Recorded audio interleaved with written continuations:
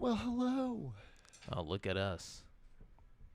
Oh, does that look even? The walls look a little weird. That's all right. Yeah, That's it's okay. fine. We're good. Yeah, We look yeah, good. yeah. Might be a little lopsided, but Now that you said it, I want to fix it. you can go 'Cause ahead. I'm gonna see it. Man.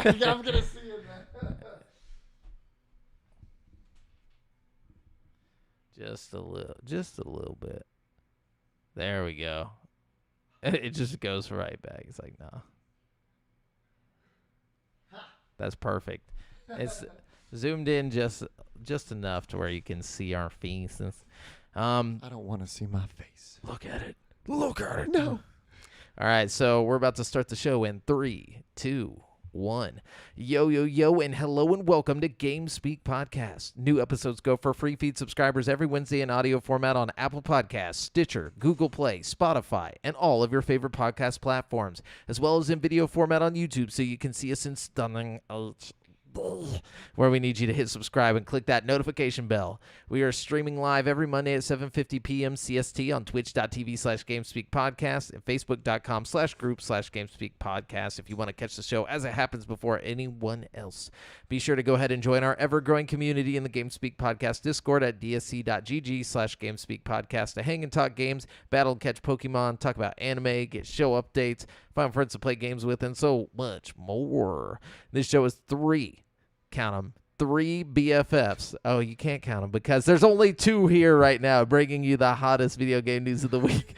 I'm one of your hosts, Jamel Al-Jafra, alongside Devin Mayer. Well, hello. Well, howdy, dude. Man, it always feels so much emptier when Brent isn't here. Yeah. But like, does it feel the same when I'm not here though? No. No. We've become like a trio of game, talk. So it's like, it's weird whenever it's just two, whether it's always either me and you or me and Brent or all 3 of us. I have to be here because it's my apartment. Yeah, because if you can't show up, then we just don't have a show. Yeah, we just can't do anything. Me and Brent will be in an alleyway with some mics or something. Do it, Because we don't have homes. No, they actually live in the alley out behind here, and we're not actually childhood BFFs. Me and Brent, I met them both in that alley back there, and I was like, hey, I need podcast hosts. Neither of them actually played a video game ever. He gives us food, and that's so Monday we get to eat. and a script on like what video games are basically every week. No. Some clean clothes to wear, but then he takes them back. I take them back the moment they leave. I'm like, get it, disgusting. Kick them to the curb, down the stairs. I'm like, and don't come back till next week. No, but anyways, what's been up? Nothing much. Yeah, this week was not very. I didn't do a lot. No, it was a nice, chill week. Got to just kind of relax, aside from just work. Yeah, we did get to do the live reactions to the Xbox showcase and we Starfield that. Direct. So yeah, if you want to see our reactions, go to YouTube. You can also find it on Facebook in the group as well. That's true. The whole 2 hours of it, the Xbox showcase, and then the Starfield deep dive, which I watch all of it. It's oh my all gosh, amazing. so good. Yeah. Well, if you want to hear the Starfield stuff, maybe just what?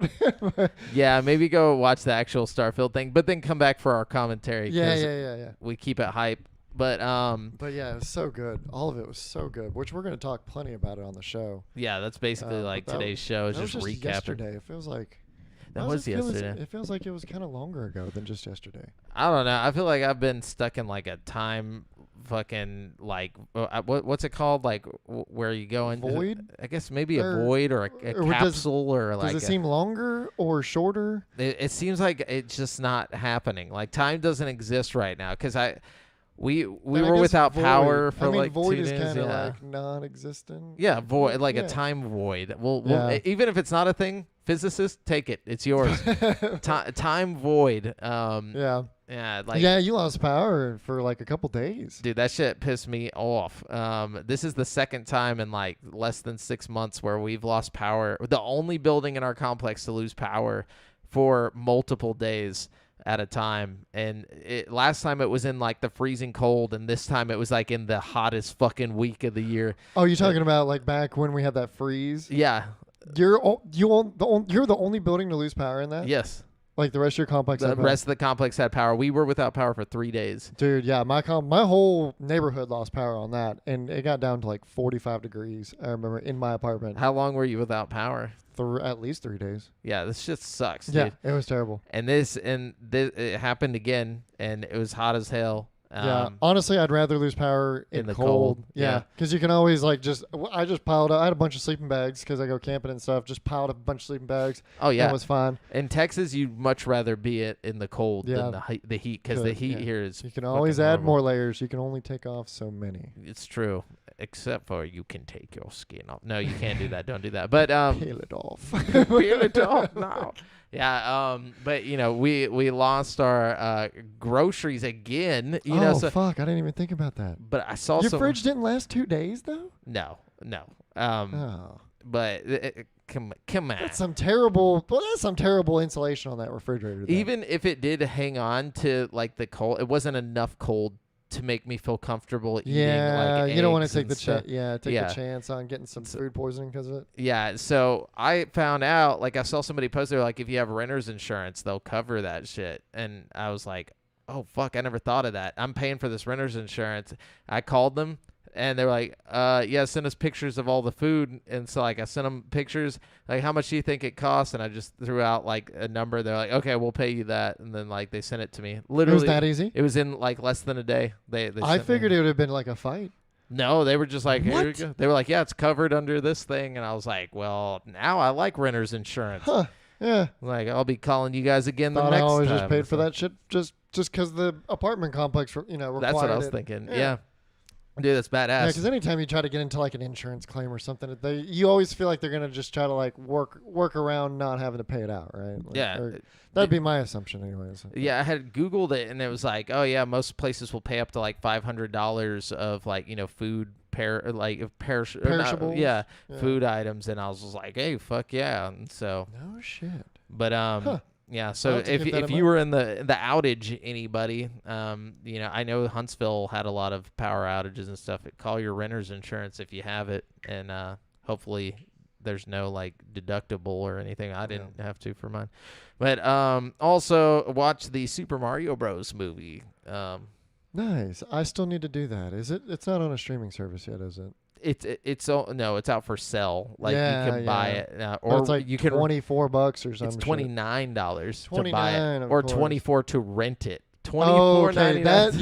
Yeah. I saw that, and I was like, why the fuck would I just not buy it? It's at like that $5 point? more Yeah. dollars, yeah. But I'm not buying a movie for $30 We bought it digitally for my nephew because he's really into Mario now Yeah. and stuff. And then Well, and that's a good reason. But I mean, Yeah. like myself, like I'm gonna watch it like one time, maybe again a year or two later, and then that's Oh, it. I'm yeah. not like a big like watch movies over and over kind of guy. me either. Once I see it one time and I'm done. Unless or it's for like several years, like Interstellar. I watch Interstellar at least once a year. Yeah. I watch The Matrix once a year. I was about to say, unless it's just like one of my all-time favorite movies from like a while, but it has to be kind of like a while ago. No movie Yeah. recently has maybe been like, I'm gonna buy this to watch it over and over again. The Like, Snyder cut. No, I'm just kidding. this- No. oh, God. No, but, ain't nobody got time for that. All the slow motion. just 12 hours of pure slow mo. God. No, but yeah, the movie was great. I there's a lot of people that are like, well, it was okay. I'm like, what more did you want from a Super Mario movie? Like, I don't know what else. People complaining about not enough story or something. Yeah, I'm like, bro, like it literally just felt like a game. Like it felt like I was watching a game happen but like, Well, and that's good. Yeah, because it's it a was cool. video game movie. Yeah. Like, kids love watching people play games now. They don't Yeah. play their own games. They just go to Twitch. So well, I think people are always gonna find something to complain about and Yeah. critique for no reason. It's Like, it's not like a 10 out of 10. I'd give it like an 8 or a 9, but it's still it's Good. like it's so good. And like it was so nostalgic feeling for some reason. There's so many Easter eggs. The voice acting is great. Everybody that was hating on Chris Pratt is so dumb. Like he sounds like he's Mario now. Now I can't hear old Mario. Like he just sounds like Mario to me. Like a Brooklyn like Italian Mario. He goes for it. Seth Yeah. Rogen was the worst part. Seth Rogen's voice acting like because he doesn't.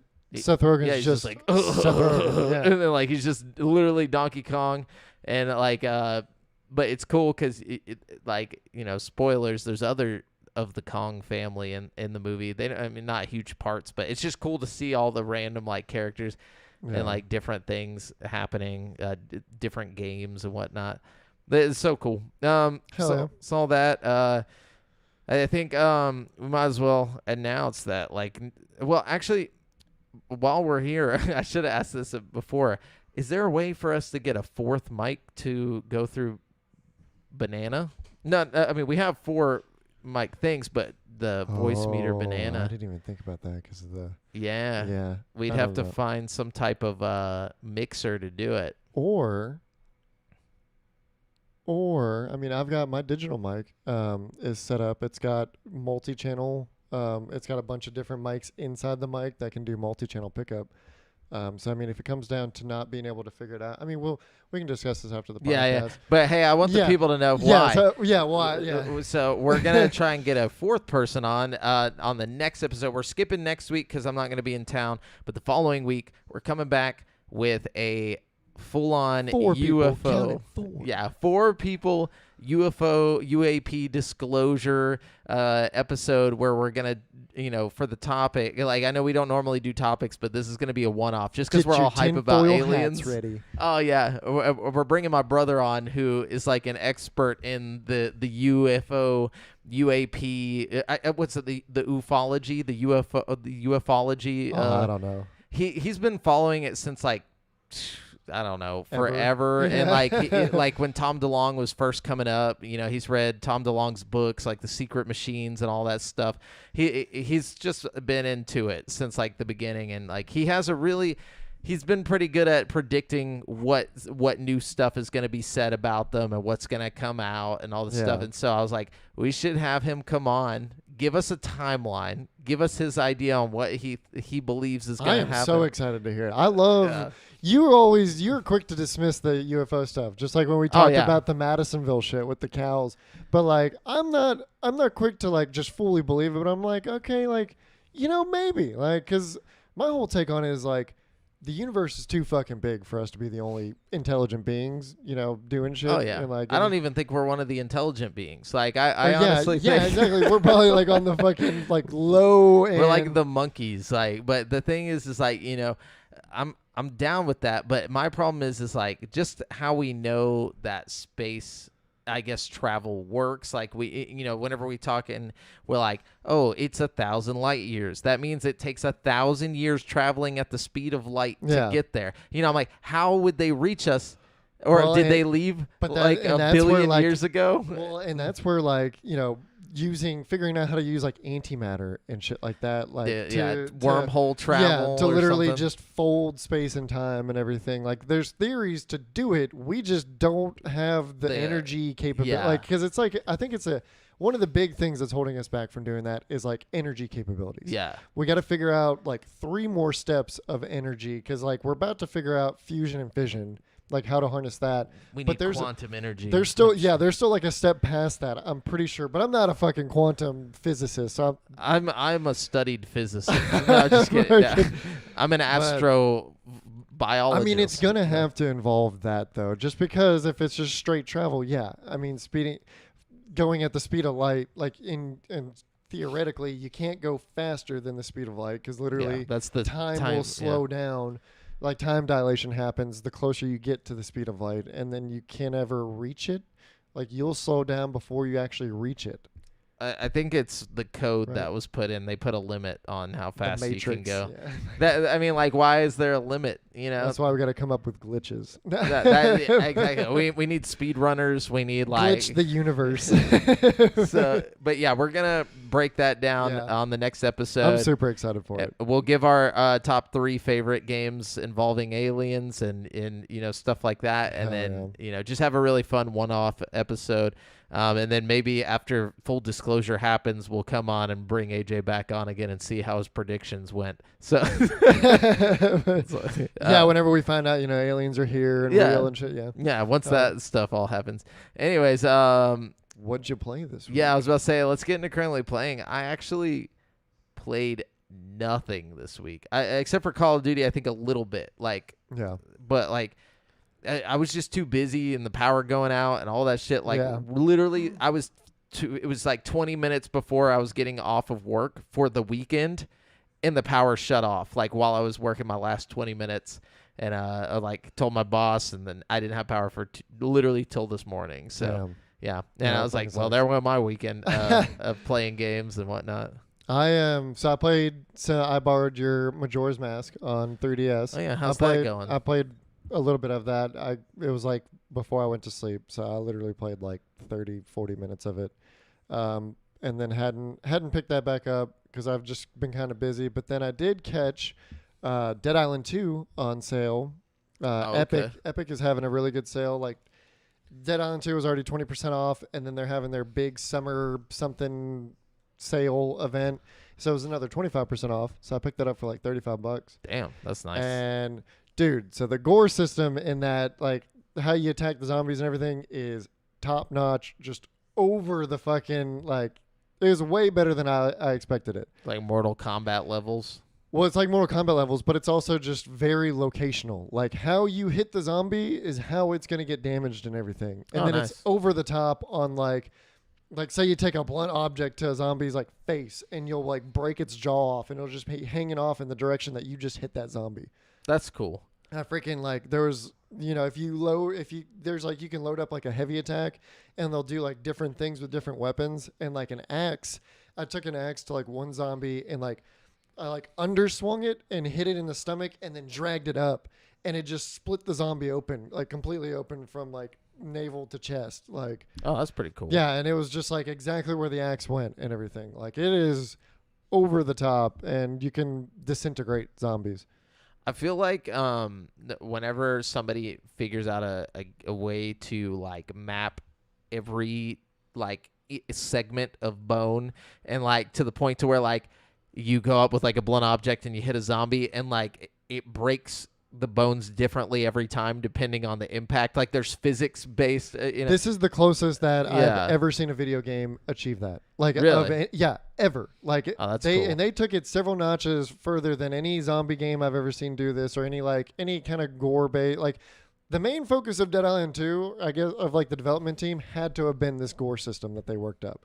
Like, because it's exactly like that. Like, you can, like, for whatever reason, you can punch really, really hard.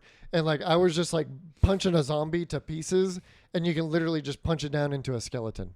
Oh, that's cool. And it is literally, they're completely mapped out, like flesh to organs to skeleton and everything. And the amount of damage that you do to it, like, just reveals more and more.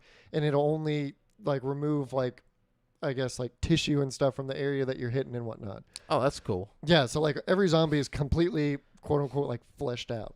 Like, see now, and I don't even know if I want this, but they need to do it with normal non-zombie people. Yeah, I don't know about all that, dude. And make Soldier of Fortune like as a modern day game. And I was thinking about that too, but I was like, dude, if they just sold this this system to other games, but then I thought about it, I was like, yeah, you'd have a lot of weird serial killer kids coming up. Yeah, man, like I think it'd be too much, honestly, like, cuz it is very in depth. Like, I cut. Like, you can, like, with you get like a combat, you can pick up, like, there's a bunch of different weapons, but I had like a combat knife, and I was slicing the zombie, and then did like an uppercut and sliced the zombie's head like diagonally, like exactly how it went, and like a chunk of its head went off, and like 2 pieces of brain just fell out of the skull. Like hilarious. Shit like that. And I was just like, Jesus Christ. Like, it's probably kind of cartoony though, right? Like kind of like over the top. No, like cartoony. Well, I mean, it's over the top on like the gore and everything, but they tried to like nail. I know the graphics look realistic. I just meant like the cartooniness of a zombie. You know what I'm saying? No. They're like a walking corpse. Yeah. No, it's actually, the game looks really, really good. Huh? And they tried to make the zombies look like just decayed humans, and there's different freshness levels, like zombie. Yeah, you've got like, they've got walkers, and then the walkers will range from like this person just turned, and like they still look mostly human, but they're a zombie, to like they've been turned for a couple days or so now, and they're like, they look like a regular zombie, but then you've also got these ones they call shamblers or something, and they're like super decayed and super weak. But no, they literally took just their regular human models and then just put different levels of decay to them. That's kind of cool. It's not, I mean, and then that's how they get around an AO rating. Yeah, dude, it's great. I mean, they really went above and beyond with it. I've gotten a little bit through the story. The story's fun, and it seems like it is going to be kind of a short little romp. But the areas that you get to explore were bigger than I thought it was going to be. I've gotten to 2 different areas, and both of them had like it's like whole little neighborhoods with a bunch of houses that you can go through and stuff, and then like streets that you can weave through. And like one is like Beverly Hills, and there'll be like 10 different houses all in this little like neighborhood area that you can like explore through and stuff. Yeah, I've heard it's pretty linear, but it's like linear, stuff but to do it has like little maps that you go to, and you can explore those areas. I thought it was going to be a lot more linear than it is. Good. It's not open world, but it isn't as closed off as I thought it was going to be. Gotcha. But yeah, been having a lot of fun with it. Nice. But yeah, the gore system. If other games take anything from it, it'll definitely be that system, because that's what they bragged about the most before Dead Island 2 came out was this gore system, and it's crazy, especially like. There's like this like weird acid chemical or stuff. Like when zombies get like disintegrated by that, it's crazy looking. When zombies burn, all kinds of stuff. Like I like how to think that somebody was just sitting in there like, we got to make this happen. Dude, it's got to be just when I cut that zombie's head like in half diagonally and just a chunk of brain fell out, I was just like, oh my God. It has a bunch of anatomy books and going to like, I don't know, Body World and hanging out. And yeah, literally like the zombies have entrails, lungs, a heart, and everything. Like you can make out most of the organs. Yeah. It's not just a jumble of like video game guts. No, it's specific. Oh, and then there's like bigger zombies, like, heavier set ones. And I was just curious as to like how that was going to look if you like, broke one down. And no, it was like you had to get through the blubber. Like, oh, God. Dude, that sounds terrible. Is it like all like white and like it looks like fat? Like, yeah, it looks like fat. And then you get to the organs and stuff, or the bones. That's pretty interesting. Like I said, it is the most in-depth that a game has ever gone with gore. Sounds fucked up. Thankfully, it's zombies, which makes it less fucked up. But if they were to ever to do it with like a war game or something, I'm sure there's mods on that game now. If it's on PC, I'm sure people are modding the shit out of that just because of that, which would be. But anyways, we got a lot of news to cover. No, you're good. Do you got any more games? No. Okay. I mean, yeah, I played COD for like a split second, got pissed off, and turned it off. Yeah, I didn't even. Yeah, because we tried. Yeah, we tried. Maybe that's what it was. Yeah, we tried to play a match, and then we lost. Or somebody got kicked. No, I got kicked. Yeah, you got disconnected, and it banned you for 30 minutes. Yeah, I didn't play at all this week because we got a dub in regular though. Because you got banned from ranked. Oh, that's what we did. Yeah. Okay. I remember now. But anyways, just so you guys know, we are using articles from gaming news sites from around the web, and we do not claim any of the articles as our own. We're simply bringing them all to one place so you can get your news from your boys. Which one do we want to start off with first? Do we want to knock out all the showcases? The problem is like, which one is like, maybe we should do a hype one, a shitty one, a hype one, a shitty one. So start off with the biggest. Or no, start off with the shitty one, then a hype one. That way we end on a good one. Okay. All right. What's a shitty one? Yeah. The future games one. Do you have that one? I didn't even do that one. I haven't. I didn't even see that one or hear about it. Yeah, I didn't hear anything. Yeah. There wasn't anything like significant from it. I say we don't do that one at all. Let's be real. Like it was just like a bunch of nonsense. Indie titles. Yeah. We can do the shitty one. I guess would be like Capcom. Did we even grab Capcom? I watched it. Basically, I watched Capcom. They just had gameplay and like a release date for dang it. I think they gave a release date for Dragon's Dogma 2 possibly. I'm gonna look. God damn it. So unprepared. No, it's because it happened right before we met up. It happened today? Yeah, I literally watched it right before I'm saying I'm unprepared as well though. How could you do this? All right. Well, while you find that though, I do have one little I'll just cover like a short little article that I picked up, and it's kind of touching back on something that we talked about a couple weeks ago with that Lord of the Rings in the Magic the Gathering. So the One Ring card that we were talking about, and we were guessing like how much it'd be worth and whatnot. Well, it officially has a value. Somebody's put out an offer if somebody has it for $1 million. Holy shit! A fucking trading card. I'd hold on to that. $1 million. Honestly, like if somebody offered you $1 million, would you take it? Like, or would you wait? Like, would you have the ability, I would, the power inside you to be like, I'll just wait it out, a little while, knowing that there's $1 million sitting there waiting for you. I think I'd take it because like the cards. I mean, the chances of it going more than $1 million. Oh yeah, I mean, definitely could. If that guy's offering $1 million. Yeah, but that's just one person. Who's going to offer more than $1 million? I don't know. There's always another person who wants to prove their richness. Shit, I think I'd just play it safe and take the $1 million while the offer's up. I think I would too. Yeah, I mean, it's a fucking $1 million for a card that you probably got out of like a $50 pack or something. I just feel like somebody might show up and be like, "Look, I'll give you $2 million." Then you got $1 million to blow, and then no, I'm just kidding. Then you got $1 million. Yeah, because $1 million's not enough. Then you got $1 million for show. You know what I'm saying? Yeah. But do you have the Capcom? Yeah, I got the Capcom. So Dragon's Dogma 2 got a gameplay deep dive trailer, which was it wasn't that deep of a dive, but it's coming to PS5, Xbox Series X and S, and Steam. Let's see. So this game called Apollo Justice. Oh no, not. It's not a game. It's Ace Attorney. Basically, they're doing a Apollo Justice Ace Attorney trilogy, and it's coming in 2024, which is basically Ace Attorney 4, 5, and 6 in their HD remasters and like a compilation. Which they've done this before, but it comes with Apollo Justice Ace Attorney, Phoenix Wright Ace Attorney Dual Destinies, and Phoenix Wright Ace Attorney Spirit of Justice, and that's actually only coming to last gen consoles and PC. And then Exoprimal got a new trailer, a roadmap and a battle pass were revealed.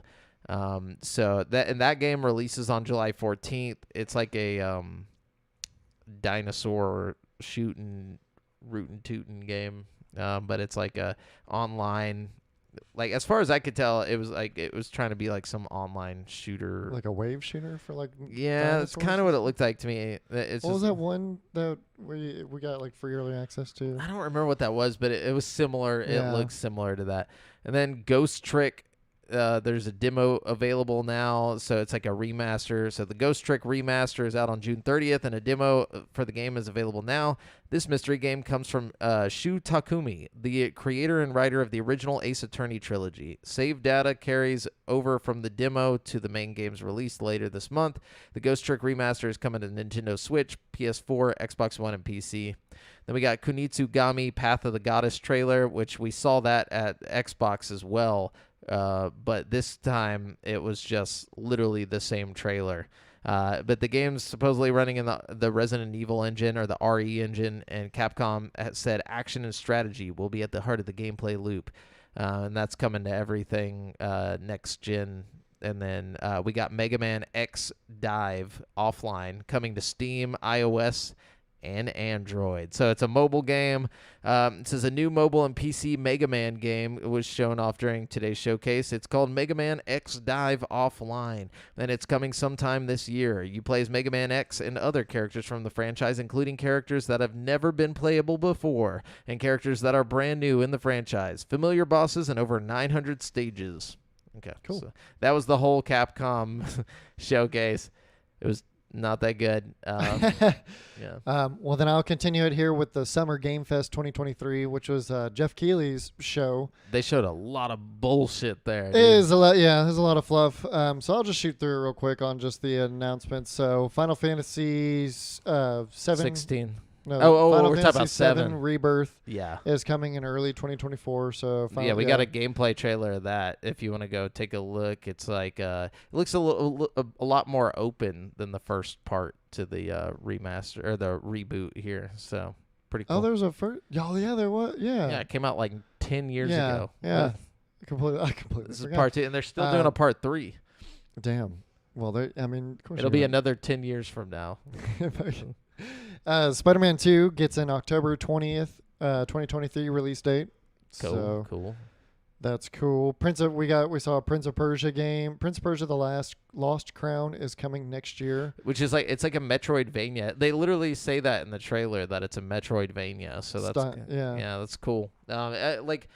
I'm probably not ever gonna play it, but I mean, if it came to Switch and it was cheap enough, I'd probably grab it or if it came to Game Pass even, I'd check it out just because I like games like that somewhat. I like Metroidvania games, just not enough to go pay full price for it. Yeah. We got Mortal Kombat 1 gameplay trailer. Yeah. Did you watch that? I saw pieces of it. It looks very. I mean, it just looks like Mortal Kombat. Yeah, just more over the top. X-ray, bone breaking. They should not have survived that move in that. Yeah, fight. And then it shows them a second later, and their face is fully intact. Yeah, and they're just standing up, still fighting. Yeah. It's like what? I honestly, it does not hype me anymore. I loved, Mortal Kombat X, but that was the last one where I feel like it's just 11, the same game. 11 and 1 have been more the same. Yeah, they're calling this a reboot, but it's really just a reboot of the story. It has nothing to do with the actual. I don't know who pays attention to the Mortal Kombat story. That's my question. Who's just oh, dude, yeah, the Sun Dragon or whatever the fuck, Yeah, what's Liu Kang is now a god or something. Yeah, what? Yeah. I don't know. I mean, I suck at Mortal Kombat now. I tried to play it, and my cousin whooped my ass. I'm decent at it. I'm not gonna lie. I'm good with Striker. So bad. But anyways. Alan Wake 2 gets a huge gameplay reveal. Like a Dragon Gaiden is coming this November. So it's an offshoot of the Like a Dragon series. The Man Who Erased His Name officially has a release. Oh, it's Like a Dragon Gaiden, The Man Who Erased His Name officially has a release date of November 9th. The game is a spin-off in the long-running Like a Dragon series, and it marks the return of protagonist Kazuma Kiryu. So nice. That's all it says about that. Star Trek Infinite announced. It is a new grand strategy game coming from Paradox. John Carpenter's Toxic Commando revealed. I don't know what that had to do with John Carpenter, and the game itself looked very basic. Apparently, it's made by the people who made World War Z, which was very evident in the gameplay. Did you see this at all? No, I didn't. I missed this whole. You know who John Carpenter is, right? The name sounds very familiar. What he made? The Thing. He made. Oh, okay, yeah. The Escape from L.A. Yeah. That guy. Okay. And he had dealings with this game, apparently. Yeah, he's like a gamer. He plays Destiny a lot. Apparently, he's like an old dude, and he's always wanted to make a game. So I guess this is what he went for. What is it, like a bunch of Horde? Like you said, it was made by the people who did World War Z. Yeah, it looks like it. Yeah, it just kind of looks like an over the top That's a first person shooter. That's an ode to the 80s action and horror. So that'd be in line with John Carpenter then. Yeah. Yeah, the reveal trailer showed off well-equipped military vehicles and plenty of guns to take on overwhelming hordes of undead enemies. Mm-hmm. Okay, so yeah, just very basic zombie shooter. Yeah, World War Z just reskinned, sounds like, and first person. So, Sandland is a new action game from Akira Toriyama and Bandai Namco.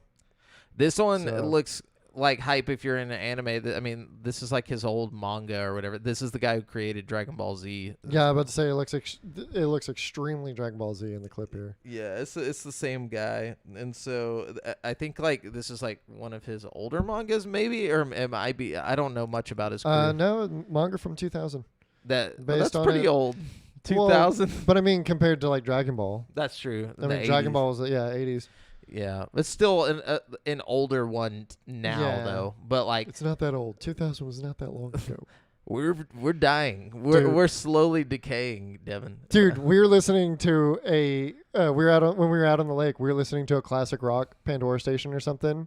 It's just all Green Day and Fall Out Boy. Dude, it was a lot of 90s stuff, and I was just like, no. I was like, no, it can't be classic rock now.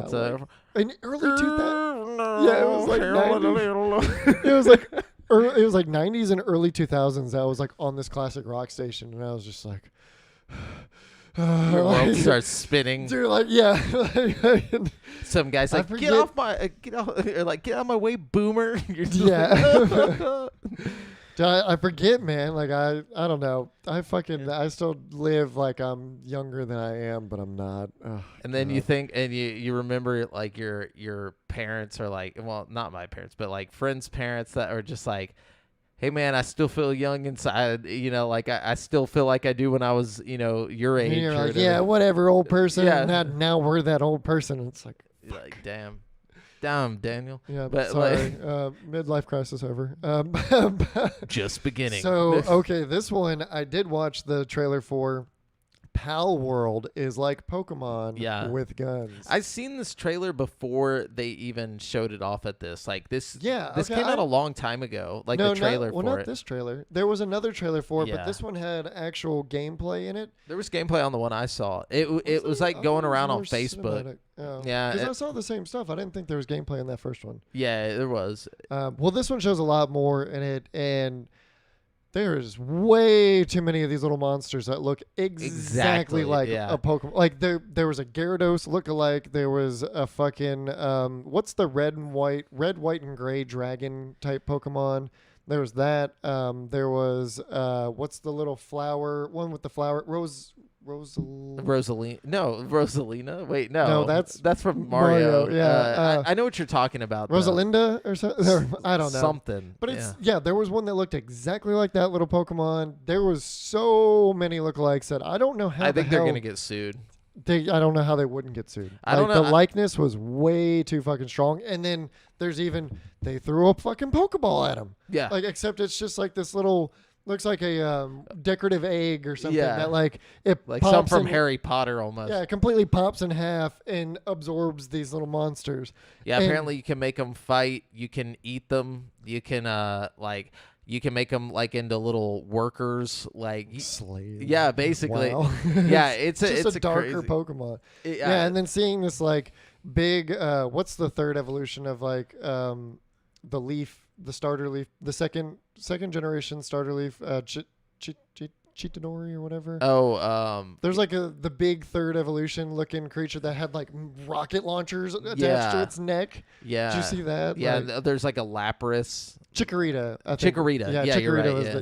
was There's a bunch of all of them literally looked exactly the same. Except they're all packing heat. Yeah, they all got guns instead of like their water blaster or whatever. And then there was some what looked like legendaries that freaking mimicked Pokemon legendaries.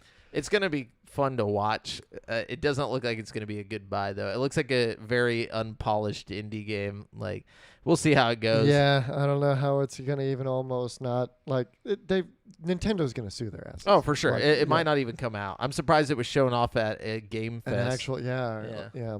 No, I was very surprised too. Lord of the Rings: Return to Moria is coming this fall. Yeah. So the Lord of the Rings: Return to Moria has a release window fall 2023. The game is described as a survival crafting adventure in the fourth age of Middle Earth, and it bears some resemblance to Deep Rock Galactic.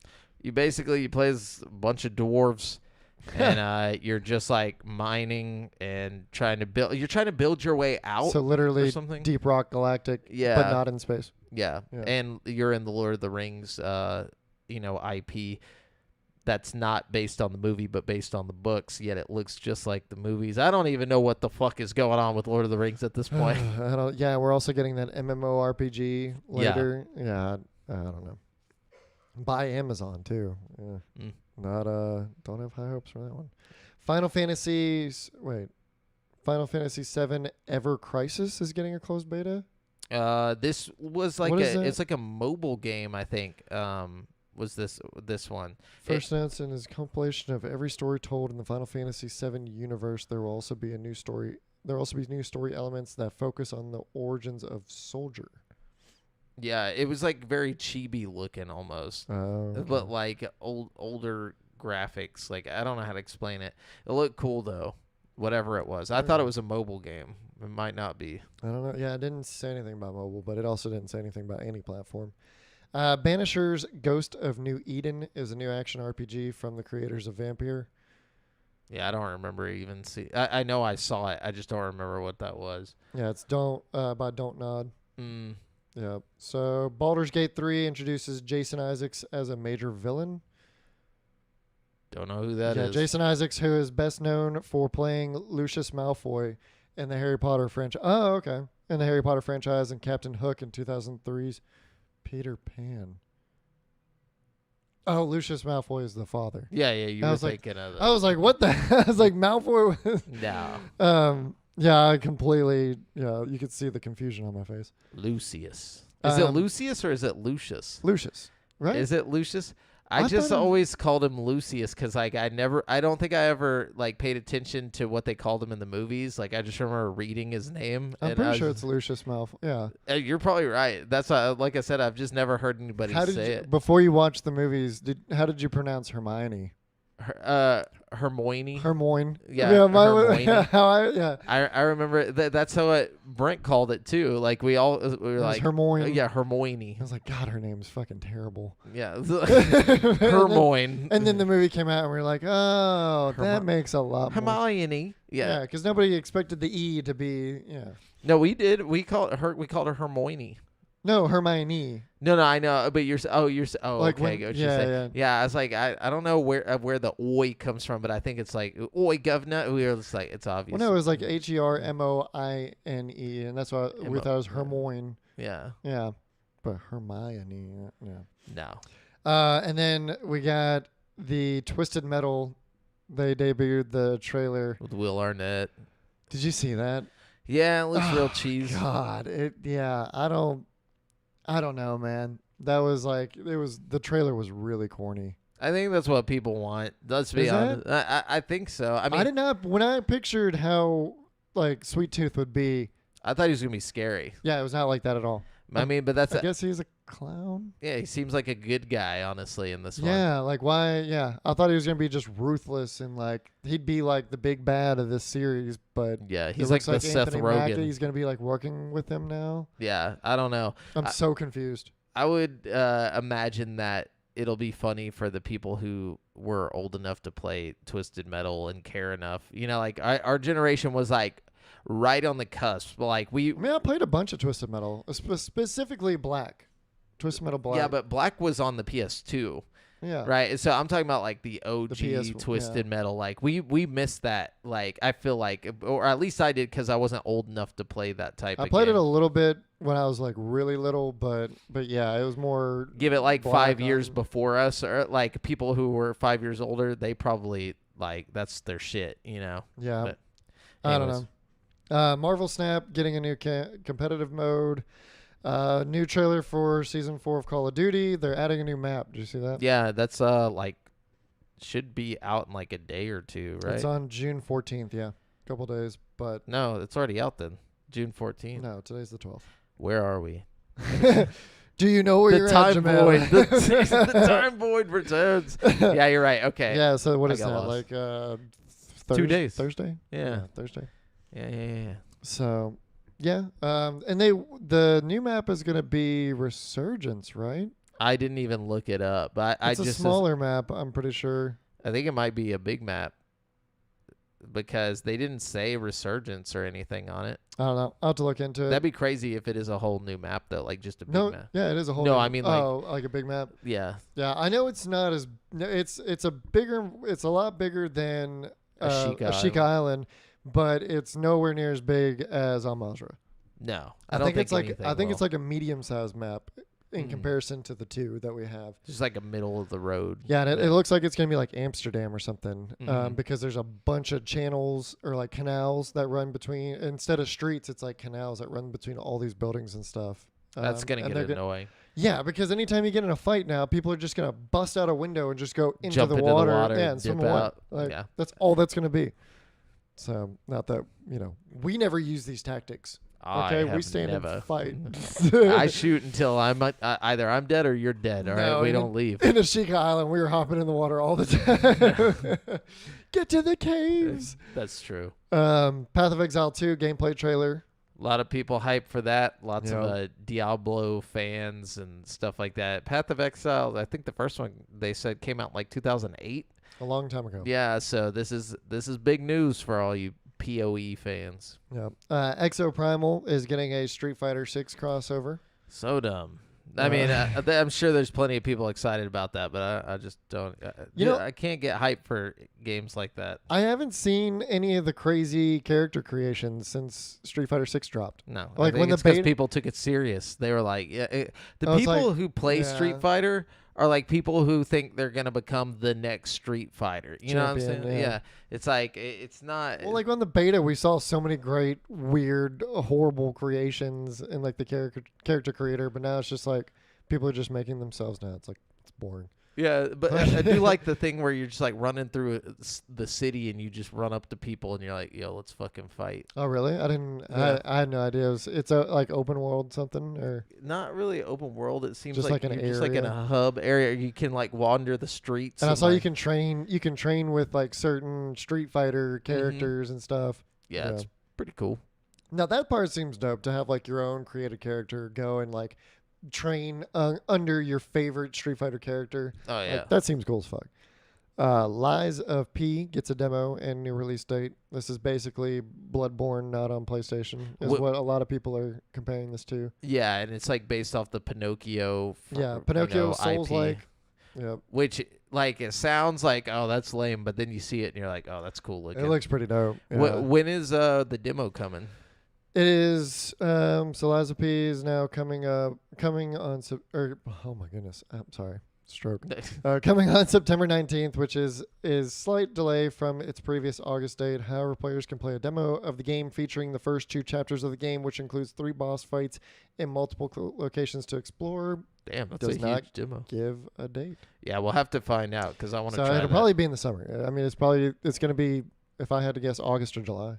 I think the demo might actually be out already because now that I think about it, I think I read some people's reaction to it. If that's the case, I really want to try it. Me I mean, too. because I wanted if it is like Bloodborne, I've got a little bit of an itch for Soulsborne games now or Souls-like games after playing Elden Ring. It is available. It says the demo is available now, so enjoy your first taste of the world of Lies of P. Dope. Yep, and so you can just, I guess, go online and get access to it. Yeah. That's cool. So cool. Very nice. Does it say anything console or PC exclusive?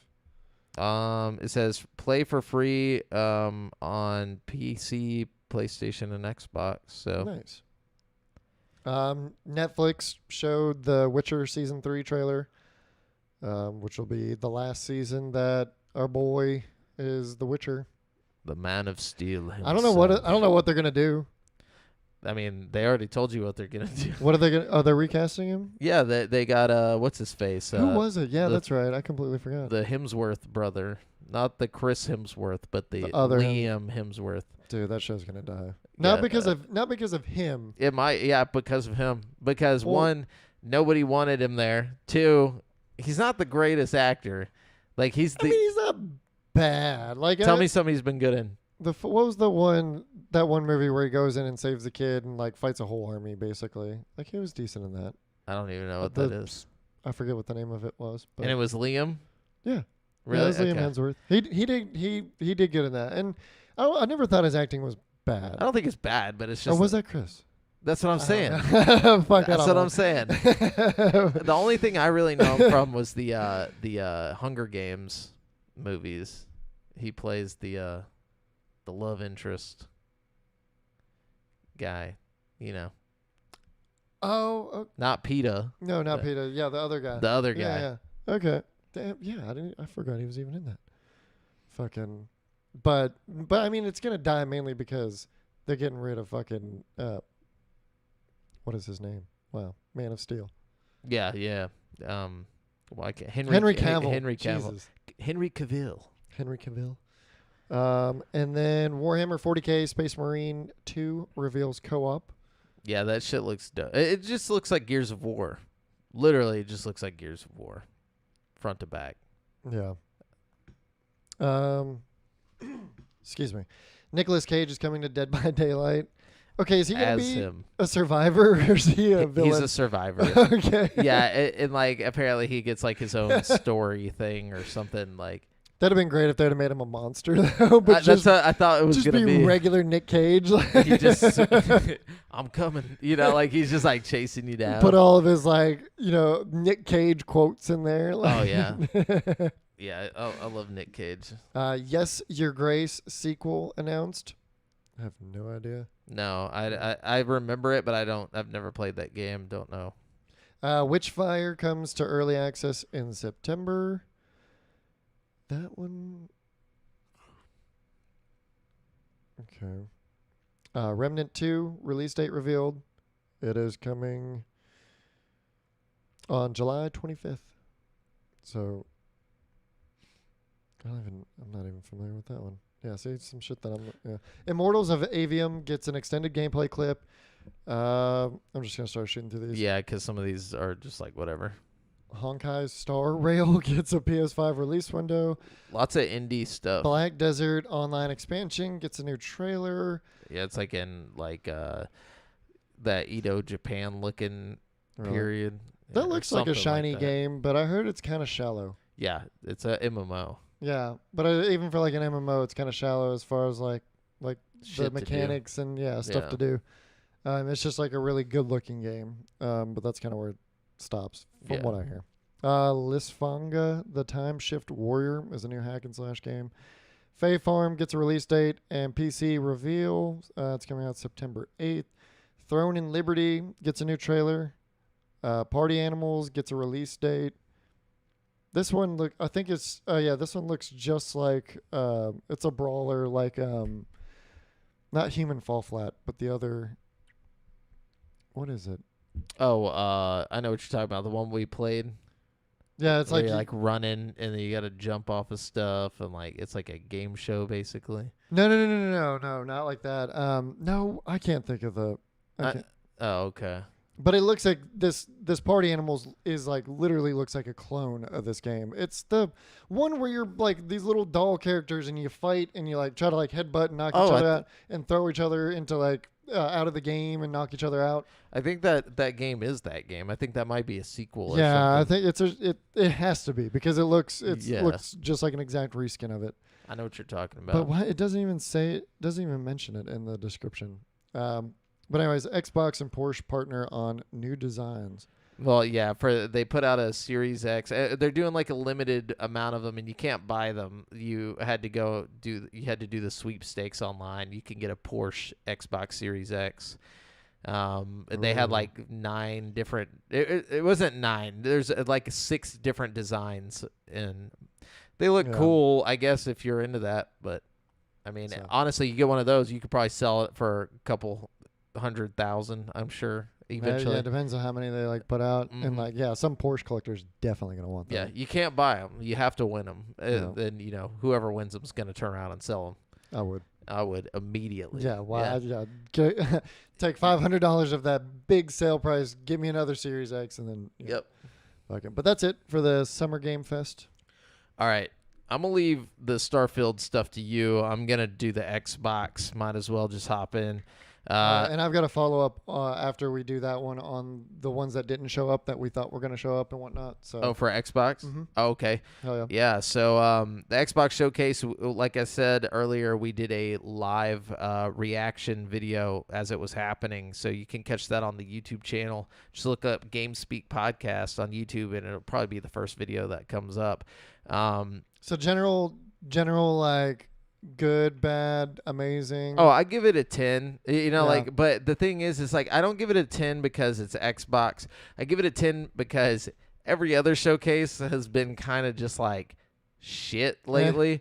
It's like everything's been like boring, and I feel like they already revealed and stuff. Like this one had the most world premieres. Yeah, they brought the heat. There were like some trailers where I'm like, whatever. I guess like it's getting a boost because of how shitty everybody else has been lately. I guess if I had to look at it as this show on its own, I'd probably give it a 9 or like a solid 8 or a 9 for sure. The lowest I would give it is like an 8.5. Yeah, I mean it had a bunch of world premieres. Like it was a heavy hitting show for sure. Good announcements too. Yep. So they kicked off the show with the most highly anticipated announcement of it, or like showing. And honestly, I think it was the worst thing in the whole show. Like, it didn't show shit. They didn't show anything. Like, they showed us his Fable. Playground Games' Fable, which or reboot. The IT crowds or the IT crowds. Richard Ayoda played a starring role in the trailer as narrator,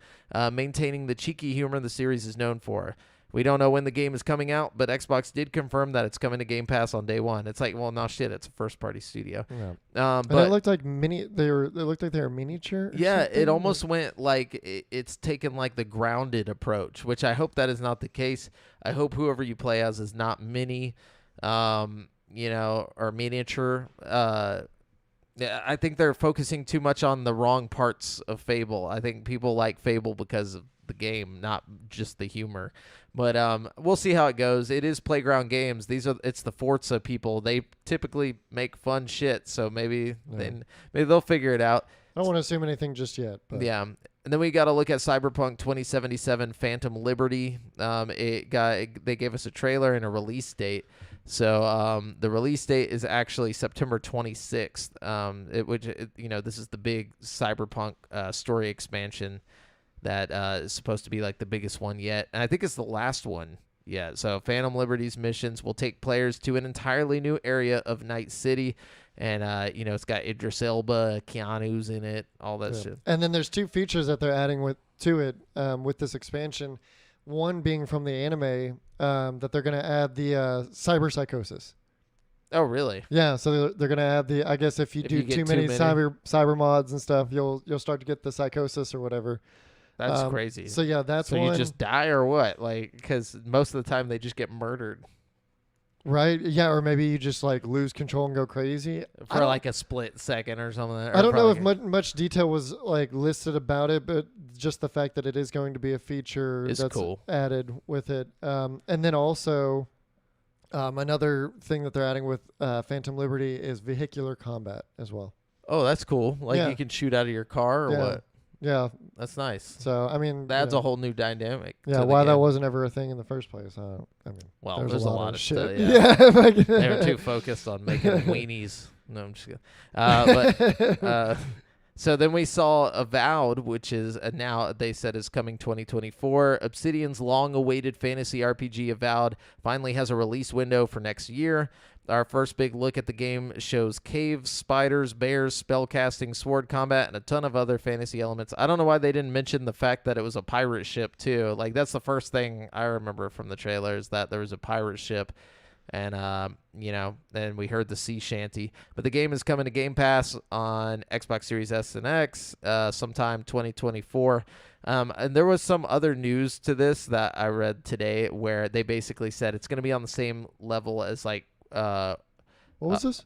This is Avowed. Avowed. Okay. Yeah. Oh yeah. It was weird that they started off with like a sea shanty. Yeah. And like and pirate ship. And a lot of people were like, expecting this to be like really big. I've always said this is going to be Obsidian's. I even said it during the live in multiple episodes that this is going to be like their Skyrim to, like their Skyrim, and then what's the Outer Worlds is like their Fallout. And like if they came out today and they're like, yeah, it's on the same scale as Outer Worlds. I was like, that's exactly what I thought it was going to be. I'm fine with that. Like, but a lot of people were pissed. They were just were expecting some giant open world. Like, it's not Skyrim. That's why they have the other team. That's what the A team is for. Yeah, I didn't know. I mean, that's a very ambitious project to try to copy after versus just do their own thing. I think it's a better approach. Exactly. I see it like whenever they put out like a big 3D Zelda and then. Then they put out like a smaller, like 2D, really focused, good Zelda, or like a smaller, like over the top Zelda. You know what I'm saying? That's how I feel about this. It's like Bethesda's the A team that comes in with Skyrim and Fallout and now Starfield, and then Obsidian comes in with the in between and drops like little like placeholder, like here, this will hold you over till the good shit drops, and so this is coming 2024. It looks good.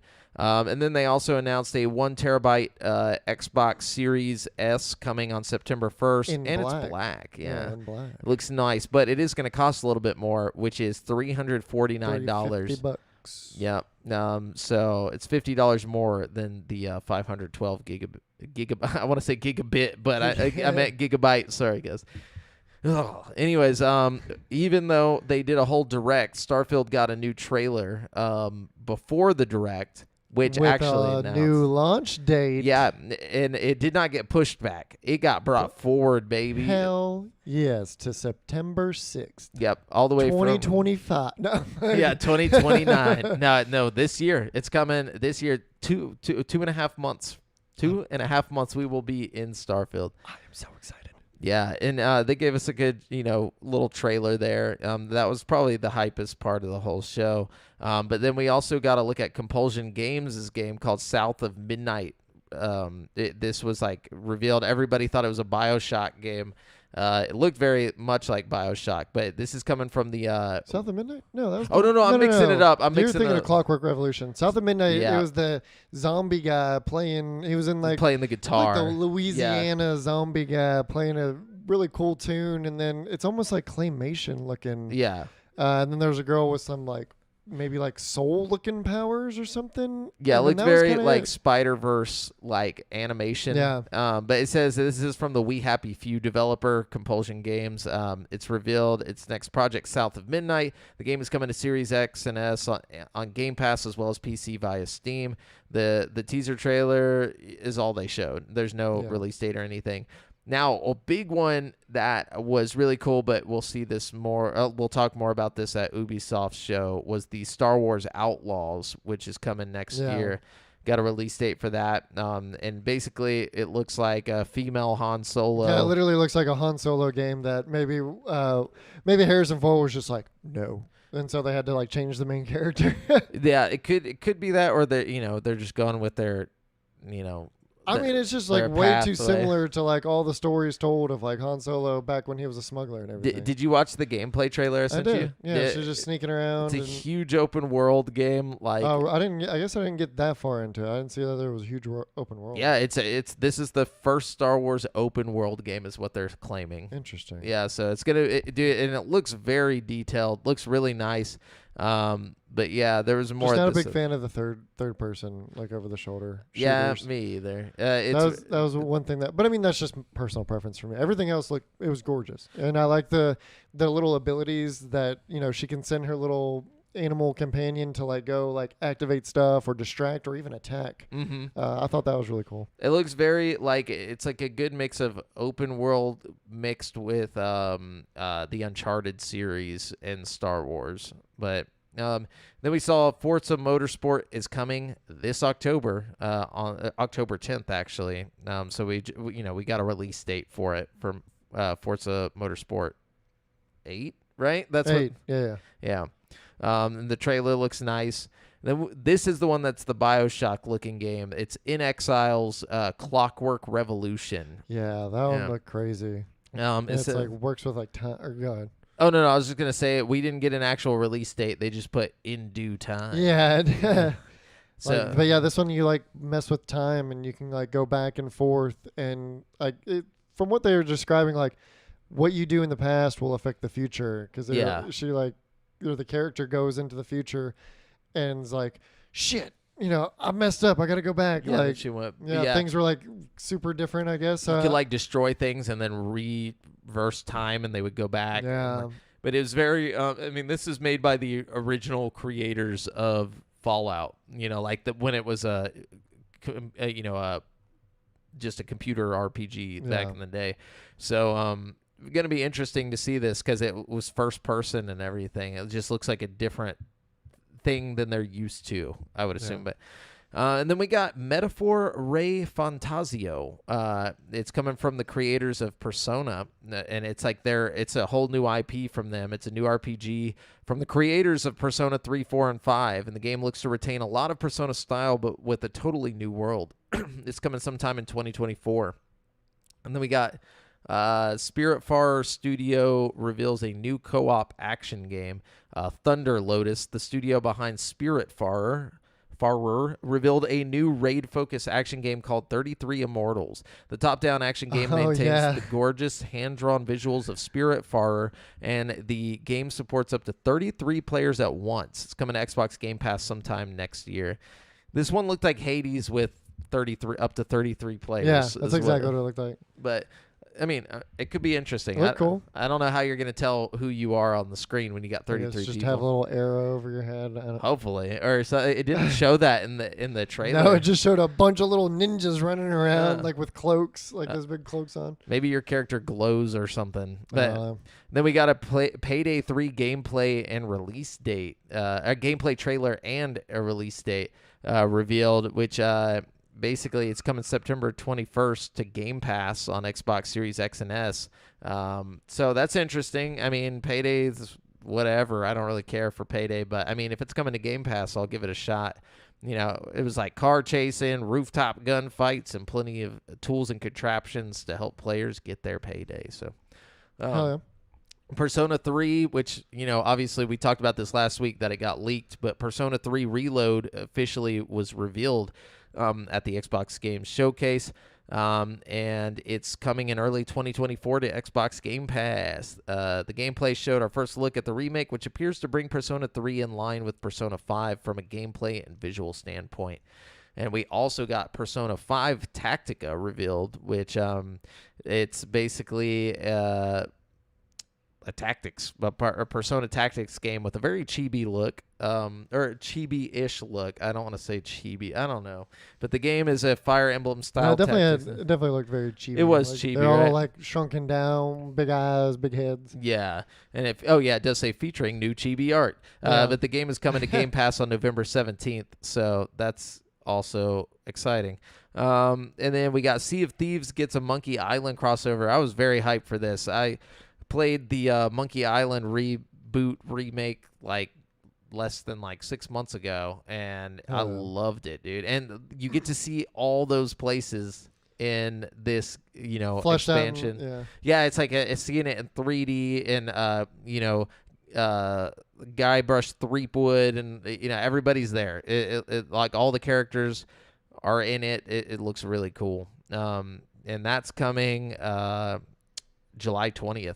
Yeah, so I think there's a whole story for it and everything. Yeah, a whole separate, a whole new story specifically for Sea of Thieves. Hell yeah. So that'll be cool. And then Microsoft Flight Simulator 2024 shows some crazy new features. Yeah, it's getting a huge update. They're considering it a whole new version. Yeah, it's insane. It says it adds a ton of updates and improvements to, plus, the current Microsoft Flight Simulator is getting a Dune crossover, which brings the iconic Thopter to Flight Simulator on November 3rd.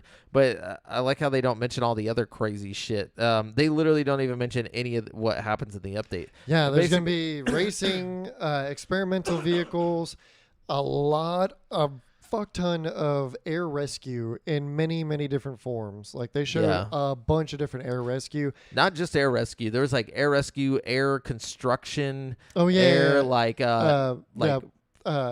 crop dusting. Yeah, like crop dusting. You can air firefighting, right? I think was one of them. Air moving a big plane, like you can bomb ISIS. No, there's just like all this crazy shit. You can drop people out of your plane, like parachute, pilot. Hot air balloons. Like, what the fuck is going on over there? I don't know. So wait, I'm not even sure. Like, is the current Flight Simulator going to be paired with this, or is this going to be a separate? Because they're acting like it's a whole different version. I don't know, to be honest with you. I mean, it's on Game Pass, so I don't know if I'm not sure either, because it seems like it's going to be its own, it almost seems like it's going to be its own standalone thing. You think so? Because they're calling it Flight Simulator 2024. Microsoft Flight Simulator. I don't know. I think that's just the update, because I think it is just going to, it'll just be the next big version of it. Yeah, the next generation of the legendary franchise. It says Pursue your dream of an aviation career with Microsoft Flight Simulator 2024. The brand new simulator is designed to take advantage of the latest technologies in simulation, cloud, machine learning, graphics, and gaming to create the most sophisticated, immersive, and awe-inspiring flight simulator of all time. Let's see. Available day one on Game Pass, PC, Game Pass, Xbox Cloud Gaming, Windows 10, 11, and Steam. So, yeah, so it's just, I think it's just a big update to Microsoft Flight Simulator. So, yeah, if you got Game Pass on PC or console, you'll be able to play it. Yeah, it looks dope. I'm down. I'm going to download it just to try out some of that shit. And then we got Senua's Saga Hellblade 2. Coming next year, which I totally guessed this right. I was like, there's no way this game's coming out, unfortunately. But we finally have a release window for Hellblade 2, which is coming sometime next year on Xbox Series X and S and PC, plus a brand new trailer for the sequel, which once again showcased the impressive next-gen visuals. I could give a fuck less about this game at this point, or couldn't give a fuck less. And then we got Like a Dragon Infinite Wealth revealed for 2024. This was a pretty funny trailer.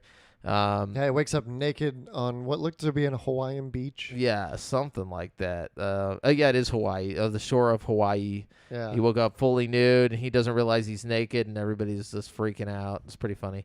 But that's coming to Xbox and Windows early next year. And then Fallout 76 got an expansion. Atlantic City is the expansion, and it's coming soon. We didn't get a release date. Capcom revealed their Path of the Goddess game, which we talked about earlier. It's just like a weird, super over-the-top animation, kaleidoscopy looking. Yeah. Did a bunch of acid or something.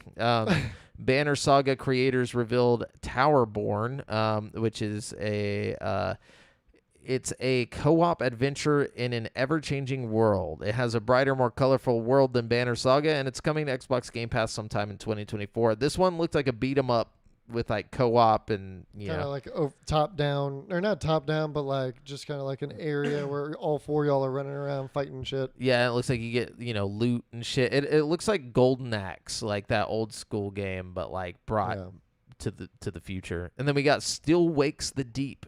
It got a short trailer. It's about exploring an abandoned oil rig. The game is coming to Game Pass on day one early next year. Yeah, it looks like it's either haunted or it's got a monster of some sort on it. Something scary, and I'm in for it. I mean, even if it's short. The graphics look really good. Yeah. Then we got Dungeons of Hinterberg was revealed at the showcase, and it had a gorgeous cel-shaded painterly art style. We saw exploration, fast-paced combat, minecarts, towns, pastures, and a lot more varied environments. The game is coming to Game Pass sometime in early 2024. Then we got an expansion for Elder Scrolls Online's Necrom. Yeah, Necrom, which comes out like next week. Yeah, it came the 20th, I think. Yeah, June 20th. Yeah, and I was wrong when we were watching this. It's not Necromancer that they're adding. Necromancer's already a class. They're adding an Arcane class, which is going to be like a mage, except you use like runes and stuff, and you can summon like tentacles out of a different realm and shit. So it should be pretty cool. Yeah, dude. Kotakus will love that. No, it's gonna be very interesting for people who play that game. And then we saw City Skylines 2. Got super extensive. It looks very nice. I would never play this, but like maybe younger me would have loved this. But yeah, it's getting an October 24th release date, and it's coming to Game Pass. Looks really good, and it looks very, very in depth. If you're wanting to be like a city planner or something, like this is the way game for you. Yeah. Yeah, the first one was very cel shaded. This one looks very photorealistic. So, and it has like a lot more stuff to do. And then Don't Nod revealed climbing game Jusant. Jusant. I don't know. Jusant. I want to say Jusant. Yeah, it might be Jusant. Maybe they're French. A game coming from Don't Nod will hit Game Pass this fall. The game has a gorgeous, colorful art style and a focus on scaling cliffs. Yeah, lots of climbing. Yeah. Oh, boy. But that's it for the Xbox Games Showcase 2023. It was such a hype show.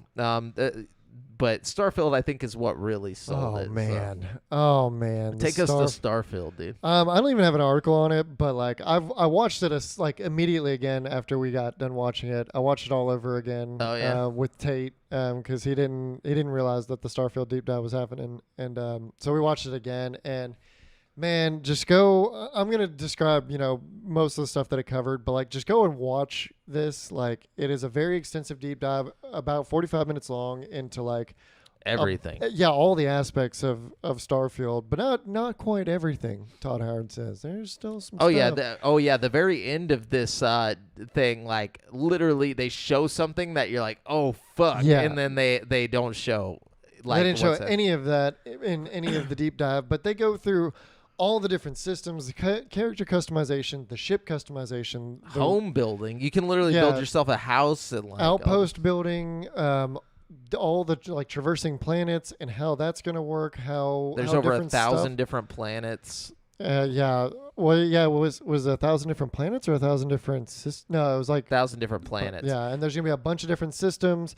There's going to be a bunch of different factions. There's also going to be like colonies of systems. Like there'll be the United Colonies, which is like the more civilized kind of, I guess, like government type like colonies. But then the further you get away from those, the civilized, they call them like the civilized systems. Once you get further away from those, and you get different factions that are running it, and several different factions going from like just kind of more just free living folks to bad guys and this and that. Yeah, with quests and all that stuff. Like this story looks really interesting. Abilities to join them or fight against them, and lots of stories to be found all over anywhere you go. Basically, the skill mechanics and all that stuff is super in depth. Your base traits that you're going to get to choose. You'll get to choose 2 base traits that you start off with, and then you can change it throughout the game too. You can switch. They didn't specify how.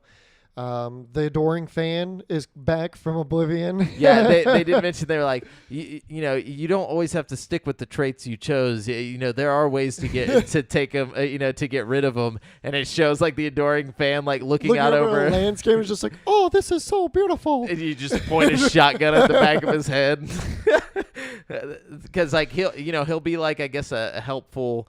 Like, dude, he'll like look for ammo and shit. Yeah, so it'll give you gifts and stuff. But if you get tired of him, you can just kill him, and I guess you get like an evil trait if you do that or something. I don't know. They didn't specify. There's parents. Like, you can have one of your perks is like parents. Like, your parents will just randomly show up and shit. You can have parents in game, and then also they showed a clip of just like in the middle of space, and grandma fucking swoops by in her spaceship, and she's like, oh, hey, I just got done cooking some stuff here. Yeah, you go in and like take some shit, and like grandma stops by in space and leaves you some grandma cooking. Like, I gotta be awesome. I gotta get that trait. I mean, that. Yeah, I'm gonna test out a bunch of shit. Also, they mentioned that there's gonna be like derelict ships just floating out in space that you can just board, and not even derelict ones. Yeah, no, that's another thing. Space piracy is going to be so legit in this game. You can be a space cowboy pirate, whatever. But not only is there the combat, the combat looks so good, like the space combat,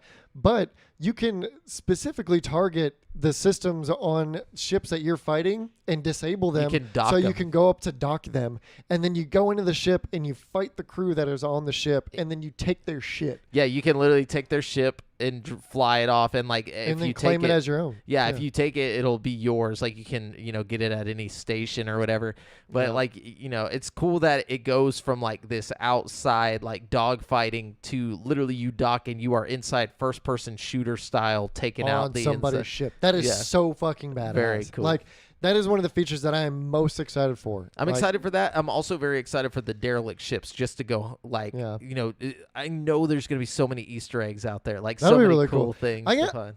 I'm not as like, that's cool as fuck, but I've done a bunch of that on No Man's, so I'm just kind of like, derelict ships they're dope, and like the ones on No Man's are done pretty well, where they're like super eerie and they'll have like different like alien monsters and shit on it. Oh, nice. So I hope they do that. I hope the derelict ships are going to be overtaken with like some like parasitic monsters. Just the xenomorph. I was just about to say, what if you come up on one and you see some xenomorph eggs? It's like, that would be so cool.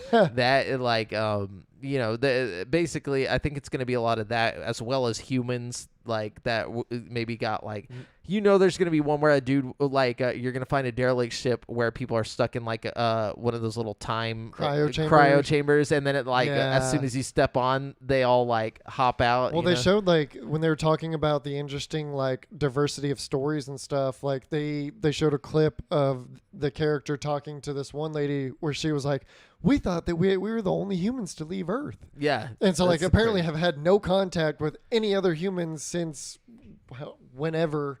We're assuming that Earth is post-apocalyptic in Starfield at this point. Yeah, my guess is that it's going to be Fallout. Like the Earth is literally just going to look like Fallout 3. Like, whatever happened there, Fallout 4. I hope you can go back to it unless it's just destroyed. What if it's just completely blown up? Oh, that'd be crazy. Yeah, I know you can go to Mars. Yeah, Mars is there, so you will be able to go to the original system. Or our system, I guess. Yeah. So yeah, it's left. We're not entirely sure what Earth is going to be, what condition it's going to be in, but it's definitely not. We're assuming not livable. Yeah, and they had like different backgrounds and backstories that you can choose from. Like you could be an explorer and start with the skills like lasers. Why the hell you'd want to be a chef? I don't. Yeah, I mean, it's kind of cool. It's like role playing to the max. Like, you can be a chef, a space cowboy, a gangster, bouncer, beast hunter, pilgrim, Ronin. Like Ronin is the Ronin, dude. Do you only get to pick one background or two, or is that was the traits you get to pick? So the backgrounds give you a little backstory along with 3 skills. For example, the explorer starts with the skills. Damn, lasers. Man, I want Ronin. It's gonna be a hard one between Ronin and cowboy. Like. I think Ronin, dude, I want to be a Ronin beast hunter, dude. If I can choose 2, I'm going to be a Ronin cowboy. I want to be a space cowboy that uses a sword. Dude, it's going to be so cool. Oh, my God. And then another really cool thing is you're going to have a robot companion. They didn't specify if you're going to be able to have different robot companions. They just focused on one primarily. So it seems that guy's the main one. Yeah, I think. But then you can have a whole big. They didn't say how big, but you can have a sizable crew of humans just hanging out on your ship and going out with you into the field. You can have them at outposts. You can assign them to outposts and have, because they'll have every human that you can like hire from a bunch of different cities and outposts throughout the galaxy. You can assign them based on their skills to different outposts to do things like mine resources and stuff like that. So that's super cool. And then you can also you can have a crew on your ship as well, depending on the size of your ship. So if you don't have the living quarters, like they can't stay. Yeah, the living quarters directly determines the size of the crew that you can have on your ship. So if you have a small little fighter, it'll be you and maybe one other person. Versus if you're running a big freighter, depending on how you built it, because there's different pods give different attributes to your ship. And different companies have different like themes. Ways that things happen. Yeah, it'll be like designs and themes and looks to the inside of the ship. In-game companies, oh my God, dude, that and like the amount of customization you can do with the ship is cool. Like they were showing, somebody built like a mech basically that just floats through space. It looked like a giant space cowboy ship. It was just like in the shape of a person. Yeah, she made one in the shape of a platypus. Yeah. Like you can just make whatever the fuck. Like it's so cool. What people are going to be making. Oh yeah, hamburgers. No, I'm just kidding. No, that's what. So, but no, the ship customization is the second feature that I'm absolutely most excited for. I'm gonna have a whole slew of different types of ships and stuff. Fighters, freighters, explorer ships. Like, oh man, the possibilities are gonna be endless. Oh yeah, and the game, like the actual combat looks really good on ground. Yeah, the first person combat on ground, like different planets are going to have different gravity forces. And so they showed like he was on one planet where he could basically jump like 10 feet in the air because of the gravity and then use a jetpack on top of it. Yeah, to just rain down fire on enemies. The gun customization and everything. You can do a bunch of different mods on all kinds of different guns, types of guns, type of melee. There's energy weapons. So the ones that we saw was energy, regular, I guess combustible, or regular bullets, energy weapons, and then railgun type. Railguns, type melee stuff, explosives. Like it's all stealth. Over the place. Yeah, you could go stealth route. You can go guns blazing, explosions. With the gameplay, with like the combat the way it is, like stealth looks like it's going to be so fun. I feel like the combat in Skyrim was always so like stiff, that the stealth didn't really feel that cool. This one, you're like coming up behind him with the dagger and like you just hop up and stab him in the neck, and like cool shit like that, and the pickpocketing, all your typical Bethesda stuff, but just with a way better engine this time around. Though they did announce that console players will be playing at 30 frames per second. Yep, PC at 30. Not so much. I'm sorry if you're still a console pleb, but even then, I just got done playing through, the Tears of the Kingdom, which is 30 frames, and I didn't even notice, so I did notice in the trailer it was 30 frames. I could tell it was 30 frames, before they even mentioned it. They didn't even say it at the show, but, I don't think it's that big of a deal. If you're still playing on Xbox, like console, I feel like at this point you probably still haven't even made the mind switch over to 60 frames yet. There's a good chance. But if you have a PC, just play it on PC. Might as well. Absolutely. There's no reason to not play this on PC. Pump out all the graphics that your card can. Oh yeah, dude, it's gonna be beautiful. It's gonna be those so gorgeous. Those spacescapes, like all. When he's like on, like he's like flying like right behind a planet that the sun is just barely coming out from behind, and like all the atmosphere. Well, like it's like an asteroid field that you could see, and just a bunch of other just floating particles in space. Just. It all looks so good. Yeah, and they say they have like the dynamic lighting that like basically depending on the atmosphere, the lighting is affected differently. Yeah, depending on the atmosphere and the type of star in that system. So cool. So like dude. if you have like a dwarf, like a small dwarf blue star in that planet, I guess it's going to be, blue lighting all around, or like very minimal lighting. I can already see me like finding a beautiful planet like after I beat the story and like I've done all the exploring I want to do, and just like settling down in an outpost, building a city. No, just making an outpost, sitting down at the window in a chair and just looking out onto the horizon, and then just turning the game off. Like never playing it. You know what I'm saying? Like just wrapping it up. Like nah, dude, I'm gonna continue to play that. I'm gonna do after like 4,000 hours. Yeah, like, where you just like it's time to say goodbye. Your character like ages in the game, and they're about to just pass away because of how old they are. And then the devoted fan shoots him in the back of the head. Yeah, he like comes back because you think you killed him, but it's like I still love you. All the landscapes and the animals that are going to be found in each landscape, they're trying to make it like true to like what you would actually find in each landscape, if you even find animals. And sometimes they'll be like very like devoid of life. Basically scientific based biodiversity and like stuff like that. Like you're gonna see a lot of cool creatures. And all the creatures that we saw, they're very varied and looked very cool. So curious to see just how much variation we are gonna see. Because I mean, with 1,000 planets, like, are we only gonna get a handful that are gonna have animals on them? I don't know. I mean, but if we get a bunch of them that have animals on them, are we gonna see repeat, creatures? And it doesn't seem that there's like sentient aliens. Like as far as we can tell, there's not intelligent life other than humans. In this galaxy. Just we're just we're interstellar. Like as humans in this game. But and it's NASA punk is what they're calling it. It's based off of like a realistic, it's like futuristic but grounded in reality. They said NASA punk, which is futuristic but grounded in our reality. And so everything kind of looks like it could be in 100 or 200 years or so. Yeah, but the story campaign seems to hint that there is sentient life. Like they found these monuments, obviously. And it looks like you're going to be going to find the artifacts, like alien artifacts, and then what will eventually lead to what the last little clip. Is at the end. That'd be cool. Oh well, that too. Yeah, that like I don't even think it was like gravity. Yeah. Well, I think that's going to be linked to the artifacts. Definitely. You have some connection with these artifacts that are going to give you like powers. But I think it's going to be even more. I bet you the final like campaign that you're going to just like be fighting aliens, like or meet them or something cool. Or maybe there'll be some. Dude, I hope it comes down to some like big decision too. Yeah, like you either work with them or like maybe they want to wipe out humanity, but you can like.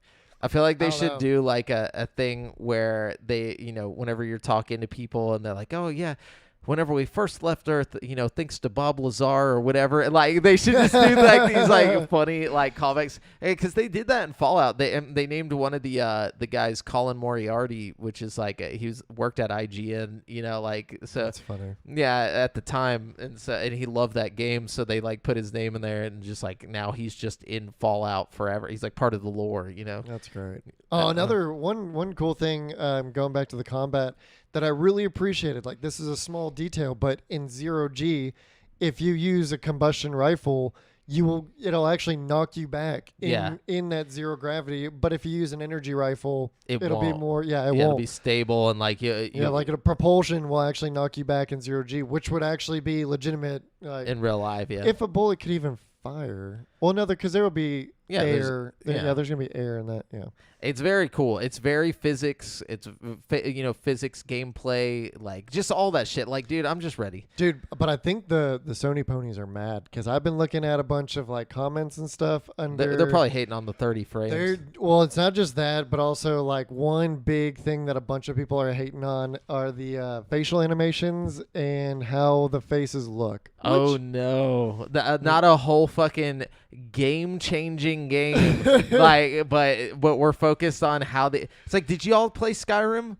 Because even at the time, Skyrim's animations looked like ass. But guess what? One of the best-selling games of all time is to this day Skyrim. Guess what? The next best-selling game of all time is going to be Starfield, dude. Yeah, people are just little bitches, man. Well, no, I'm pretty sure it's just salty ass. Yeah, Sony that's what it is. Which I would be too if I only had a PlayStation, and this game was coming out. I would be so pissed, or I just buy an Xbox. Yeah. Hey, or get a PC. Like if you only have a PlayStation, and get a PC. Want it, yeah, I was about to say, and you want to play this game, get a PC if you can swing it. Get Game Pass, because one, you're future proofing if you get a PC. You are not future proofing when you buy consoles, unfortunately. Yeah. That's just, they're good for the first 3 years they're out. Then, PC is just fucking taking off. Leaps and bounds ahead. Like if you can afford it, do not get a Series X, get a PC, because one, you're not going to be locked at 30 frames. Two, you're going to be able to pump out even better graphics on it. So like whatever PC that you get, whatever your graphics card can handle is what you're going to be able to play Starfield at. And I imagine we're going to see some sexy graphics from like the 40 series. Oh yeah, it's going to be insane. I can't wait to see it like blasted at just max settings, ray tracing, all that. The future. I'm so excited. I have not been. I was keeping myself neutral about this game. On Starfield, yeah. I was trying to keep myself neutral because I got so insanely hyped for No Man's Sky back in the day. Yeah, and then you got let down. I got big time let down. I will say, Hello Games, you redeemed yourself. No Man's Sky is a great game now. But Bethesda came up, and Starfield is literally what No Man's Sky wanted to do, cranked up to fucking 10. Yeah, with AAA budget. Yeah, AAA budget. AAA storytelling, everything. Yeah. Everything that a Bethesda is good at is going to be in this game, and it's going to be an expansive space exploration galaxy. Yeah. And I am so fucking excited. I cannot explain. I'm very hyped. I'm there's just something about a good Bethesda game coming out, Oh, man. It's been a while. It's been a while because the last thing they did was the Fallout 76 really was the last game that they put out. Was that even them though? Was that because I thought no, that was Bethesda. I think ZeniMax does the Elder Scrolls Online, but I think that Bethesda was in charge of the Fallout one because like Todd Howard's like really over Fallout and everything. Okay, I could be wrong, but I thought a different like it was. I mean, obviously still Bethesda, but like still Bethesda. An under studio handled the online stuff. Yeah, and if you don't count Fallout 76, then Fallout 4 was the last game that Bethesda put out. Damn. It's so old, dude. Yeah. Like well, I mean, they said that Starfield's been 25 years in the making. Yeah, because he said that they've always wanted to do a space game, like even whenever they first created. So they had been building lore and all this stuff over 25 years, and then they were like, here we go. It's going to be crazy. It's going to be good. Oh, man. But let's go to the Ubisoft forward. You got the Ubisoft forward. Yeah, let's just knock this out. We got Star Wars Outlaws. Basically, they gave us a 10-minute gameplay showcase. This looks great. I forgot the list of studios that didn't show up at game. at Oh yeah.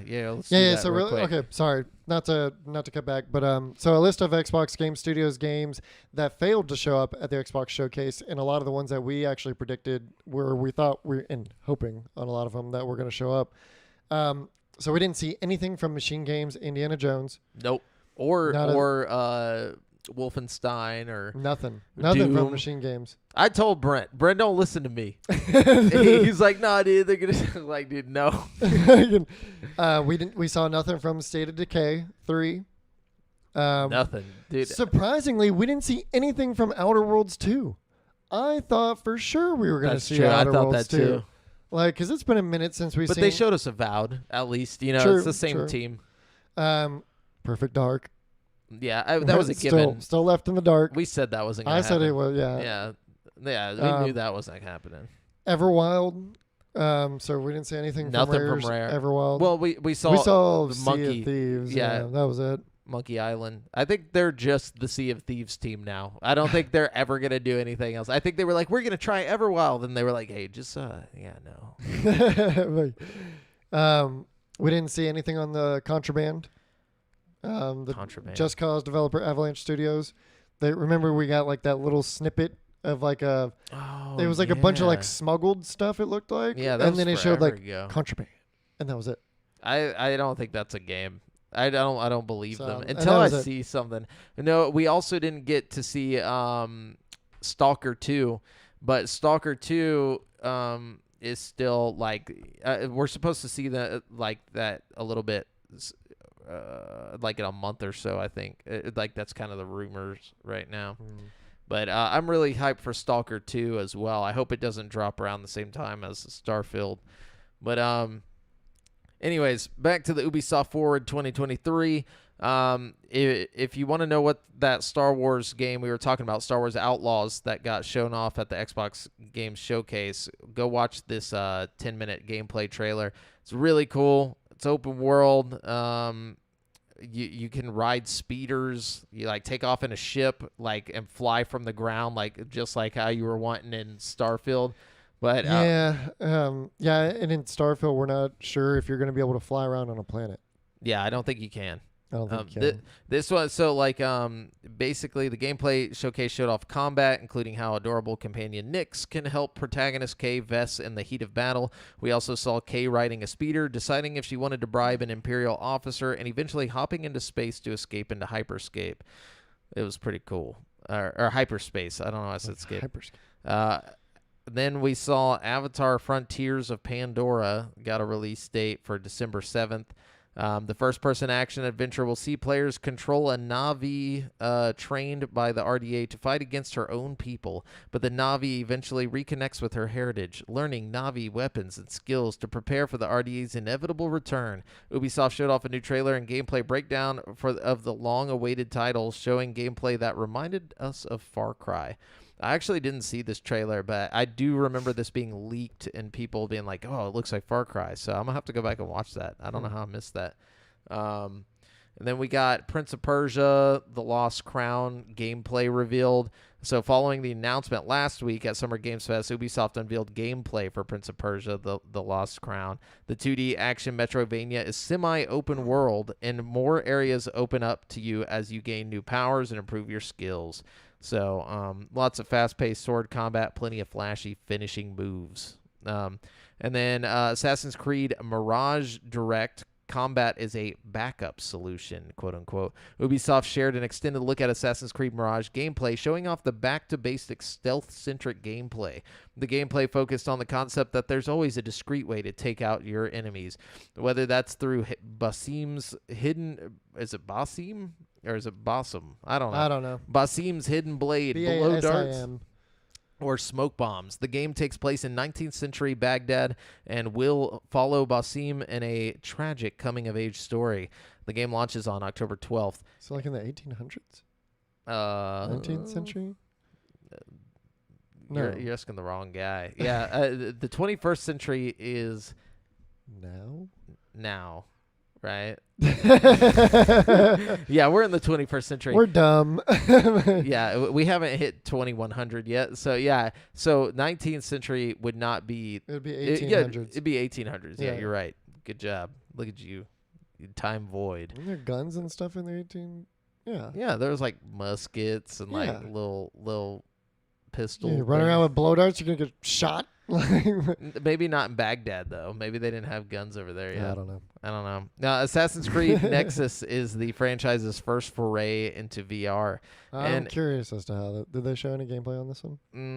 Yes, they did. It says, and it will feature a 3-pronged story starring a trio of returning characters: Assassin's Creed 2's Ezio, Odyssey's Cassandra, and AC3's Connor.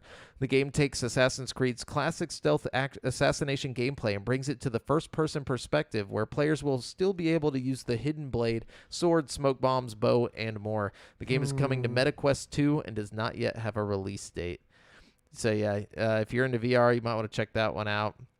And then they showed Assassin's Creed Codename Jade, which lets you fully customize your assassin. Codename Jade is the upcoming Assassin's Creed mobile game. And Ubisoft revealed it's set to enter a public testing phase later this month. And in a series first, players can fully customize the appearance of their assassin, including gender, clothes, and more. The game takes place during China's Qin Dynasty, between the events of Assassin's Creed Odyssey and Origins. I think this is dumb. First off, they only made this because Tencent bought into it, and basically they're making a mobile Tencent game, Chinese company, so they're like, oh, well, we'll just do a Chinese one. It's like people have been asking for like an, Edo Japan, or like a feudal Japan, game forever. Yeah. And then they were like, no, we'll do China. It's like we have feudal Japan at home. Well, and they're going back to and that's the same thing with like Mirage. It's like the first Assassin's Creed was basically Middle East in a sense. That's what they were going back to. This one, but they could have gone to Japan and let us be some ninjas. Like ninjas are assassins. Like it would work out a lot better than Vikings. Like no, sir, no, China only. Dude, that's fucking bullshit.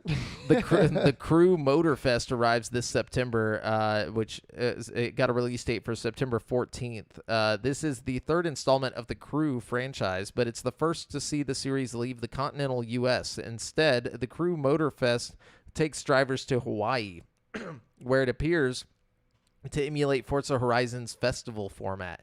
In addition to cars, players can expect to control bikes, boats, and aircraft as well. And then Captain Laserhawk, a Blood Dragon remix, is a new anime coming to Netflix later this year. It's based on the Far Cry 3 Blood Dragon expansion. What? Yeah, I have no idea. Oh my god. We got a teaser trailer revealing that the show will star various Ubisoft characters from outside of the Far Cry universe. What the hell? If it's got other Ubisoft characters, that means you'll see Ezio probably and some other characters appear. So they're just gonna draw a bunch of from the cyberspace, basically. Yeah, I think that's what's going on. Weird. But yeah, then we got X Defiant is Ubisoft's upcoming free-to-play first-person arena shooter, and the company revealed it's coming sometime this summer. Before its official launch, Ubisoft is holding an open session from June 21st to 23rd on PS5, Xbox Series X and S, and PC. Ubisoft also detailed its launch plans, which includes 14 maps, 5 factions, 5 modes, and 24 weapons. In year one, Ubisoft will add 4 more factions, 12 new weapons, and 12 new maps. And then the long-delayed Skull and Bones is getting a closed beta from August 25th to August 28th. You can register at the game's official website. The beta's announcement was accompanied by a live musical performance set to a montage of Skull and Bones gameplay that nobody wants. And then we're about to be able to be space pirates. Yeah, we don't need your real too pirates. Little, too late. Then The Division Resurgence is an upcoming mobile game based on Ubisoft co-op shooter franchise, or on the Ubisoft co-op shooter franchise. We got a new trailer for the mobile title and a release window of fall 2023. And then a sizzle reel revealed Anno 1800 celebrating 25 years on PC and console. For Honor Year 7 Season 2 starting on June 15th. Trackmania out now on PC, Xbox, and PlayStation. A new planet coming soon to Mario plus Rabbids Sparks of Hope. A Roller Champions and Jet Set Radio crossover. Master Chief and the Arbiter joining Brawlhalla, a free trial for Rocksmith Plus on PC and mobile. The Crew 2 Season 8 Episode 2 out now. A new Skate add-on coming to Riders Republic on September 26th, and Rayman coming to Sparks of Hope later this year. Oh, Skate add-on to Riders Republic. That could be interesting. I don't know where the hell you're gonna skate on that game, but you gonna fruit boot wherever you want. No, I think they're talking about skateboarding. What's that? No, I'm just kidding. I only know the fruit boot. Dude, I feel like fruit booting would be fun. Like, if like you got really good, like if you bought like a really nice pair of inline skates, aggressive skates, yeah, and you were just good, like you could. Dude, that shit was cool, shit. man. I don't know why I got hated on, because anytime I saw I used to skate back in the day, or skateboard back in the day at like actual skate parks and shit. Same. As a kid. And I didn't do the skating, but I was there. Like, my brother did all the skating. Well, anytime I'd see like a legit inline skater come to the skate park with like aggressive skates, he would be doing the coolest shit of anybody at the skate park. And like people would still be hating. And I'm like, the motherfucker just did a backflip off of a quarter pipe, and you're hating on him? Like what? It's because his wheels are stuck to his feet. That's all they care about. They're like, you can't flip it. Dude, I never understood it. And it was also because I was coming from like a hockey background too, because I also played hockey, growing up. And so like it was kind of, right there in line. I was like, that's the coolest shit. And I never understood why skateboarders just hated inline skaters so much, because they're just like, oh, fruit booter and other terms I can't say on the air. Like the thing that they'd probably get called now for doing a scooter at the skate park, but I don't know, I think that's even become accepted now. It's like, that's cool now. And I guess I kind of took the take on like scooters now. I'm like, what the fuck, scooter? But little scooter kids can do crazy shit too. Yeah, imagine the ankle breaks that happen with scooters. It's like, I'm good, dude. Like, but I went to there's a big skate park in the Woodlands at Bear Branch Park that I would have to walk by to get to the hockey rink that they used to have, and there would be some kids on those like real trick scooters. Yeah, with the big wheels. And They'd be blasting out of this. They have like a giant bowl there. It's like a 9-foot deep bowl. They'd be blasting out of this bowl and do like a backflip while spinning their fucking scooter and then like laying on the ground. And they're like no older than like 16. I'm like, holy shit. Yeah, it's actually terrifying to watch some of that shit. It's insane what those kids do on those scooters. It's pretty crazy. Yeah. But yeah, so I don't know. I guess we should talk about. Was there another showcase? No, I think that's all the showcases. I thought this one, this was interesting. Apparently, Oscar-winning Ghost actress Whoopi Goldberg said she bought. I know what this fucking article is. Yeah, she bought Diablo 4 for her, or no, she bought the action role-playing Diablo 4 game thinking she could play it on her Mac like its predecessors. Diablo 4, unfortunately for Goldberg, is only available for PC, PlayStation, and Xbox. In a video posted on her Instagram account, first reported by Entertainment Weekly, Goldberg pleaded with Blizzard to release Diablo 4 on Mac. I like how she's just a Diablo fan. Do you buy it though? I don't fucking buy it that she actually got. I don't know why she would. Oh, I buy it. The fact that because it was on Mac, like the other ones were, but this one's not. So I really think she's playing Diablo though. I don't know. Oh, dude. I mean, what do you think famous people do when they're not? Like, I mean, they have all the time in the world. She's old though. Like, how many old folks are playing Diablo? She's only old now. I feel like when Diablo 1 came out, she was like almost 30 maybe when the first Diablo dropped. How old is she? She's got to be. I thought she's like in her 70s. All right, you look it up. I'm gonna look up when Diablo 1 came out. Diablo 1. 67. Okay, she's 67. Yeah. Diablo 1 came out in 1997. So, how old would she have been back then? I don't know. Like 30 something, right? Or like maybe 40. That was 26 years ago. Yeah, so 67 minus 26, 41. 41. So she would have been 41. I don't know. That's not that old. I mean, like Brent's grandma played Elder Scrolls. Like when I was a kid, like Brent's grandma literally bought Morrowind. She bought like first-person shooters. Like I just never took Whoopi for a gamer, I guess. But it just, I don't know. It came out. It kind of struck me as weird. Yeah, she said, "This is what I'm asking you, Blizzard." Goldberg said, "This is Whoopi." You know how much I love Diablo. I would like y'all to let those of us who use our Apples to play. Allow us to play on the Apple. PCs like regular people. She's got money to just go buy whatever console she needs. Like she doesn't have a PC floating around somewhere. She's like, take Diablo 4 and let us do it and have a great time. Then, quote, give me my Diablo 4 because I paid for it. I was all excited for it. I went to play on it, and I'm telling you, this really pissed me off. Clearly, Goldberg failed to read the list of supported platforms before handing over the hard-earned cash. Diablo 4. Oh, yeah. Fucking $70 is so much to a celebrity. Like, yeah. And then Rod Ferguson, I guess, who worked on Diablo, said, I did not have Whoopi Goldberg yelling at me on Instagram on my Diablo 4 launch bingo card. Yeah. So, yeah, that's pretty funny. Anyways, I know, what's his name? They're like, I know Ozzy Osbourne played WoW a lot. I know, Robin Williams played Zelda and WoW. And he's a big fan of WoW. Yep. Yeah. I think that generation of people, Whoopi Goldberg's from that same generation of people. They seem to like PC games for some reason. That's cool, man. You would never catch my parents play. My mom played Zelda, but I think everybody played Zelda, like the first Zelda on the NES. But I don't think she would have never played anything else. Anyways, so GameStop announced today that it's terminated CEO Matthew Furlong and named board chairman Ryan Cohen executive chairman for seemingly no cause.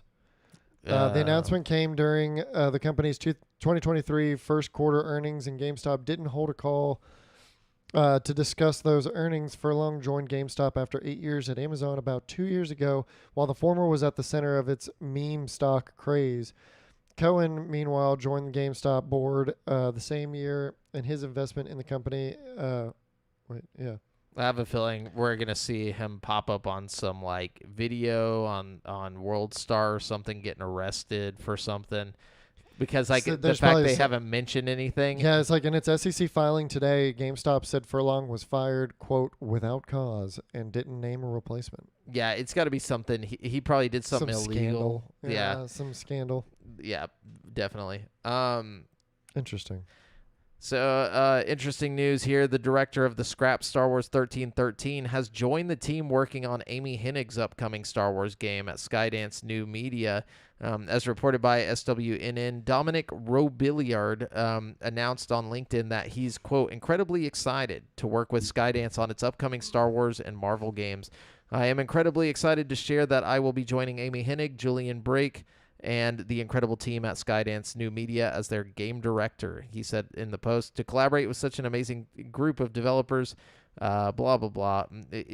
This is good, though, but because like if he's coming in, because Amy Hennig was in charge of 1313's story, I think it was, and this guy was the director on it. So they're working, so basically now they're just, putting their efforts towards another Star Wars game. But I feel like they can't do 1313 now because this new one that we just saw, like the Outlaw one, kind of reminds me of what 1313 kind of looked like. It was like going for the bounty. Well, that's hunter. already been confirmed, completely, like canceled. Right? Oh yeah, it was definitely canceled, but it was a very highly like sought after title. People wanted that. And it was like it was supposed to be rated M, and it was going to be like a bounty hunter type game. Dude, so I mean technically they still could do that, you know. They need to do another bounty hunter game. Yeah, because this one doesn't look like a bounty hunter. Like Outlaw looks like it looks like a Han Solo. Yeah, this one would just be a dark like bounty hunter going through the galaxy. Man, they should do it. And then what you got? So, and I meant to talk about this when we were going through our whole Starfield rant, but Bethesda preps Starfield Shattered Space story expansion for post-launch. So we already have a story expansion lined up. Damn. For Starfield. People are going to be like, why isn't it just in the game? And it's like, get it on Game Pass. Okay, so maybe it's the wording, but let me read this article because it's kind of odd. So Bethesda already has a Starfield post-launch story expansion pack in the works. It's called Shattered Space, and it's Starfield's first story expansion. Okay, it comes with the digital premium edition and the Constellation edition of Starfield upon release. Huh. So, yeah, I mean, does that mean that it's going to be available day one with those editions? It sounds like whoever wrote this article just didn't do their job and like break it down. Like they repeated themselves in 2 sentences. So much redundancy and like never actually said anything. It's like I honestly don't even know what it is. But the rest of this article though, so yeah, that part is confusing. I don't know if it sounds like they're saying that it's going to be available with those additions day one. But I doubt that's what that means. Maybe it's just included when it does come out. That's what that means. Yeah. I guarantee you, because they said they're working on it. Yeah. How would it be ready if they're working on it? Also, what it is it's probably, that's why they pushed the date forward, and they probably took some of this and they were like, okay, we can get the game out at a decent time if we just don't include this with the thing. We'll just add this as story expansion, which is fine for me, because if we know that we're going to end up like at the end getting to see aliens or whatever, I can only imagine what the cool expansions are. And it's called Shattered Space. Oh yeah, dude, it's gonna be cool. So Shattered Space could be like the big impact of like, oh fuck, aliens are here now. Yeah, it would be very cool. Like they always do one big one, like on Fallout, like whenever they ended up adding like, like they did have aliens in Fallout. There was like a whole UFO one. Like was it a whole expansion, or are you just talking about the one encounter with them? No, it was an expansion. I forget. I didn't play any of the Fallout 4 expansions. I think it was on Fallout 3 is what I'm thinking. Okay. It might have been Fallout 4. I get them mixed up. In Fallout 4, there is an alien encounter in Fallout 4 because there's a crashed ship, and then you go down in this little cave, and there's some little alien. Like there's a couple aliens still alive. Yeah, and I think that's in the third one, and then it's like there's Point Lookout, and then but they always do something cool with theirs. Like well, so they've got big plans for Starfield apparently. So development chief Todd Howard told IGN in an interview ahead of the Starfield Direct that Bethesda plans to release, quote, a lot of add-on content for the space exploration game. He said, quote, we're going to be doing a lot of add-on content for Starfield. Howard said, we love doing it. Our fans love it. We're going to do a story expansion pack that's going to be coming. Our plan is to do things of varying sizes, and we've done a lot of that in our previous games. Yeah, so it's something that we really like doing and our fans like. So despite the size of the game, there's still things we want to add as far as features in the future or stories and things like that. Hopefully it's going to continue for a long time that way. So awesome. So yeah, hopefully we'll see a bunch of expansions for Starfield, because I mean, that is going to be such an expansive universe for them. It'd be stupid for them to not add stuff to it. Yeah, for sure. They've got so much room to play with. Also, they could like increase your level. They could add new skills, like your level cap. They could add new skills to choose from, new attributes and all that shit. New enemies to fight. Yeah, like all the possibilities are endless. Yeah, like new with planets, a whole galaxy to work with. Like, yeah, new planets, like new strongholds or some shit. Or just take planets that are already there and just make them get inhabited by something. Like like have like a pirate, like alien, like. Race basically come take over a planet, and like you gotta like that'd be cool. So Microsoft will pay $20 million in fines after settling a legal dispute with the Federal Trade Commission. They are not on good terms with the FTC. The FTC wants them dead, in which it was found to have breached data protection laws by collecting and holding information on children using Xbox without proper parental consent.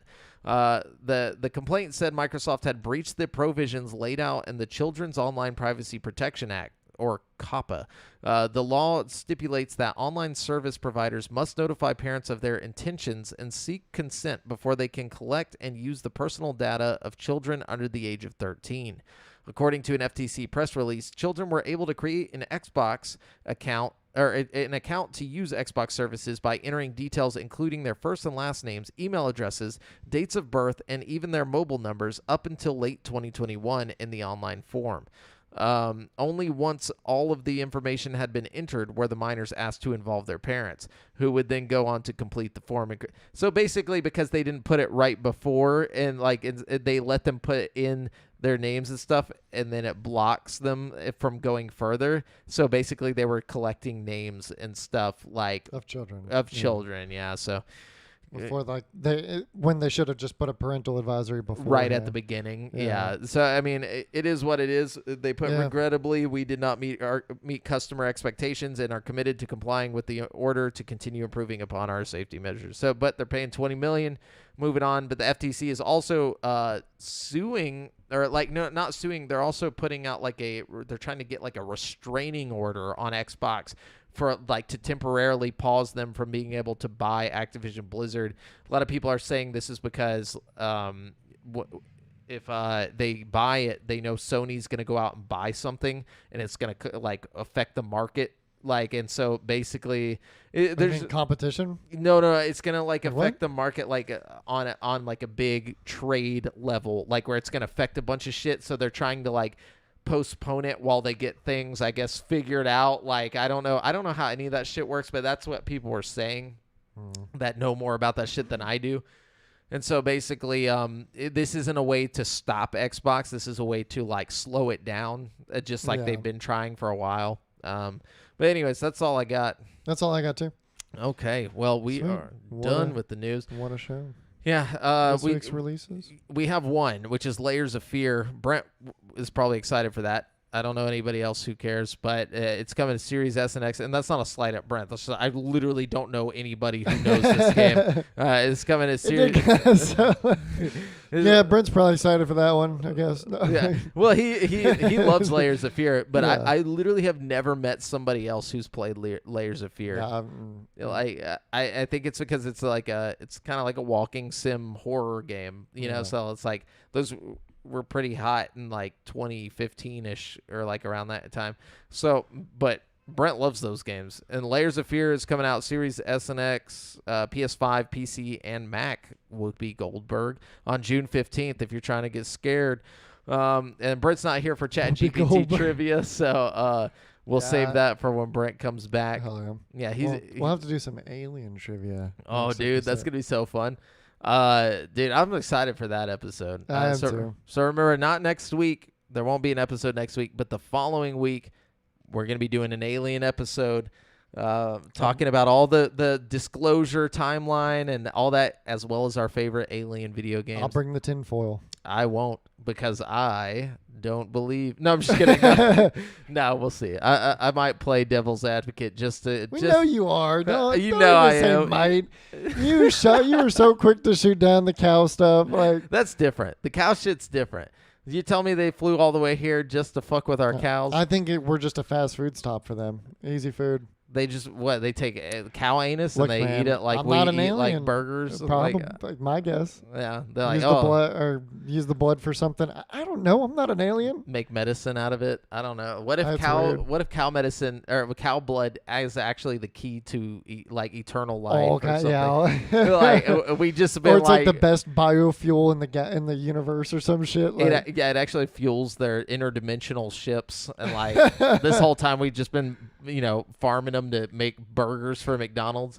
They're like, well, look at these fucking idiots. Like, look at how many cows they got have. all this resource right here to do everything, and they're eating it. Like they're eating it. Fucking trash. No. Anyways, remember, you've been listening to GameSpeak Podcast, courtesy of GameSpeakPodcast.com. The show posts for free every Wednesday on all podcast platforms, but you can watch it live before anyone else on twitch.tv/GameSpeakPodcast every Monday evening at 7:50 p.m. CST.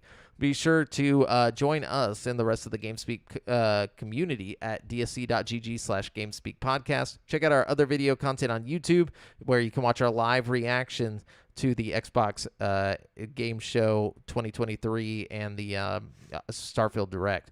And if you want to stay up to date with your boys, you can find me on Twitter at the handle Aljafra, Jamel, Brent at Brent Has One, that's the number one, and Devin at Devondrius. And check out the GameSpeak Podcast Instagram. Until next time, listeners, later.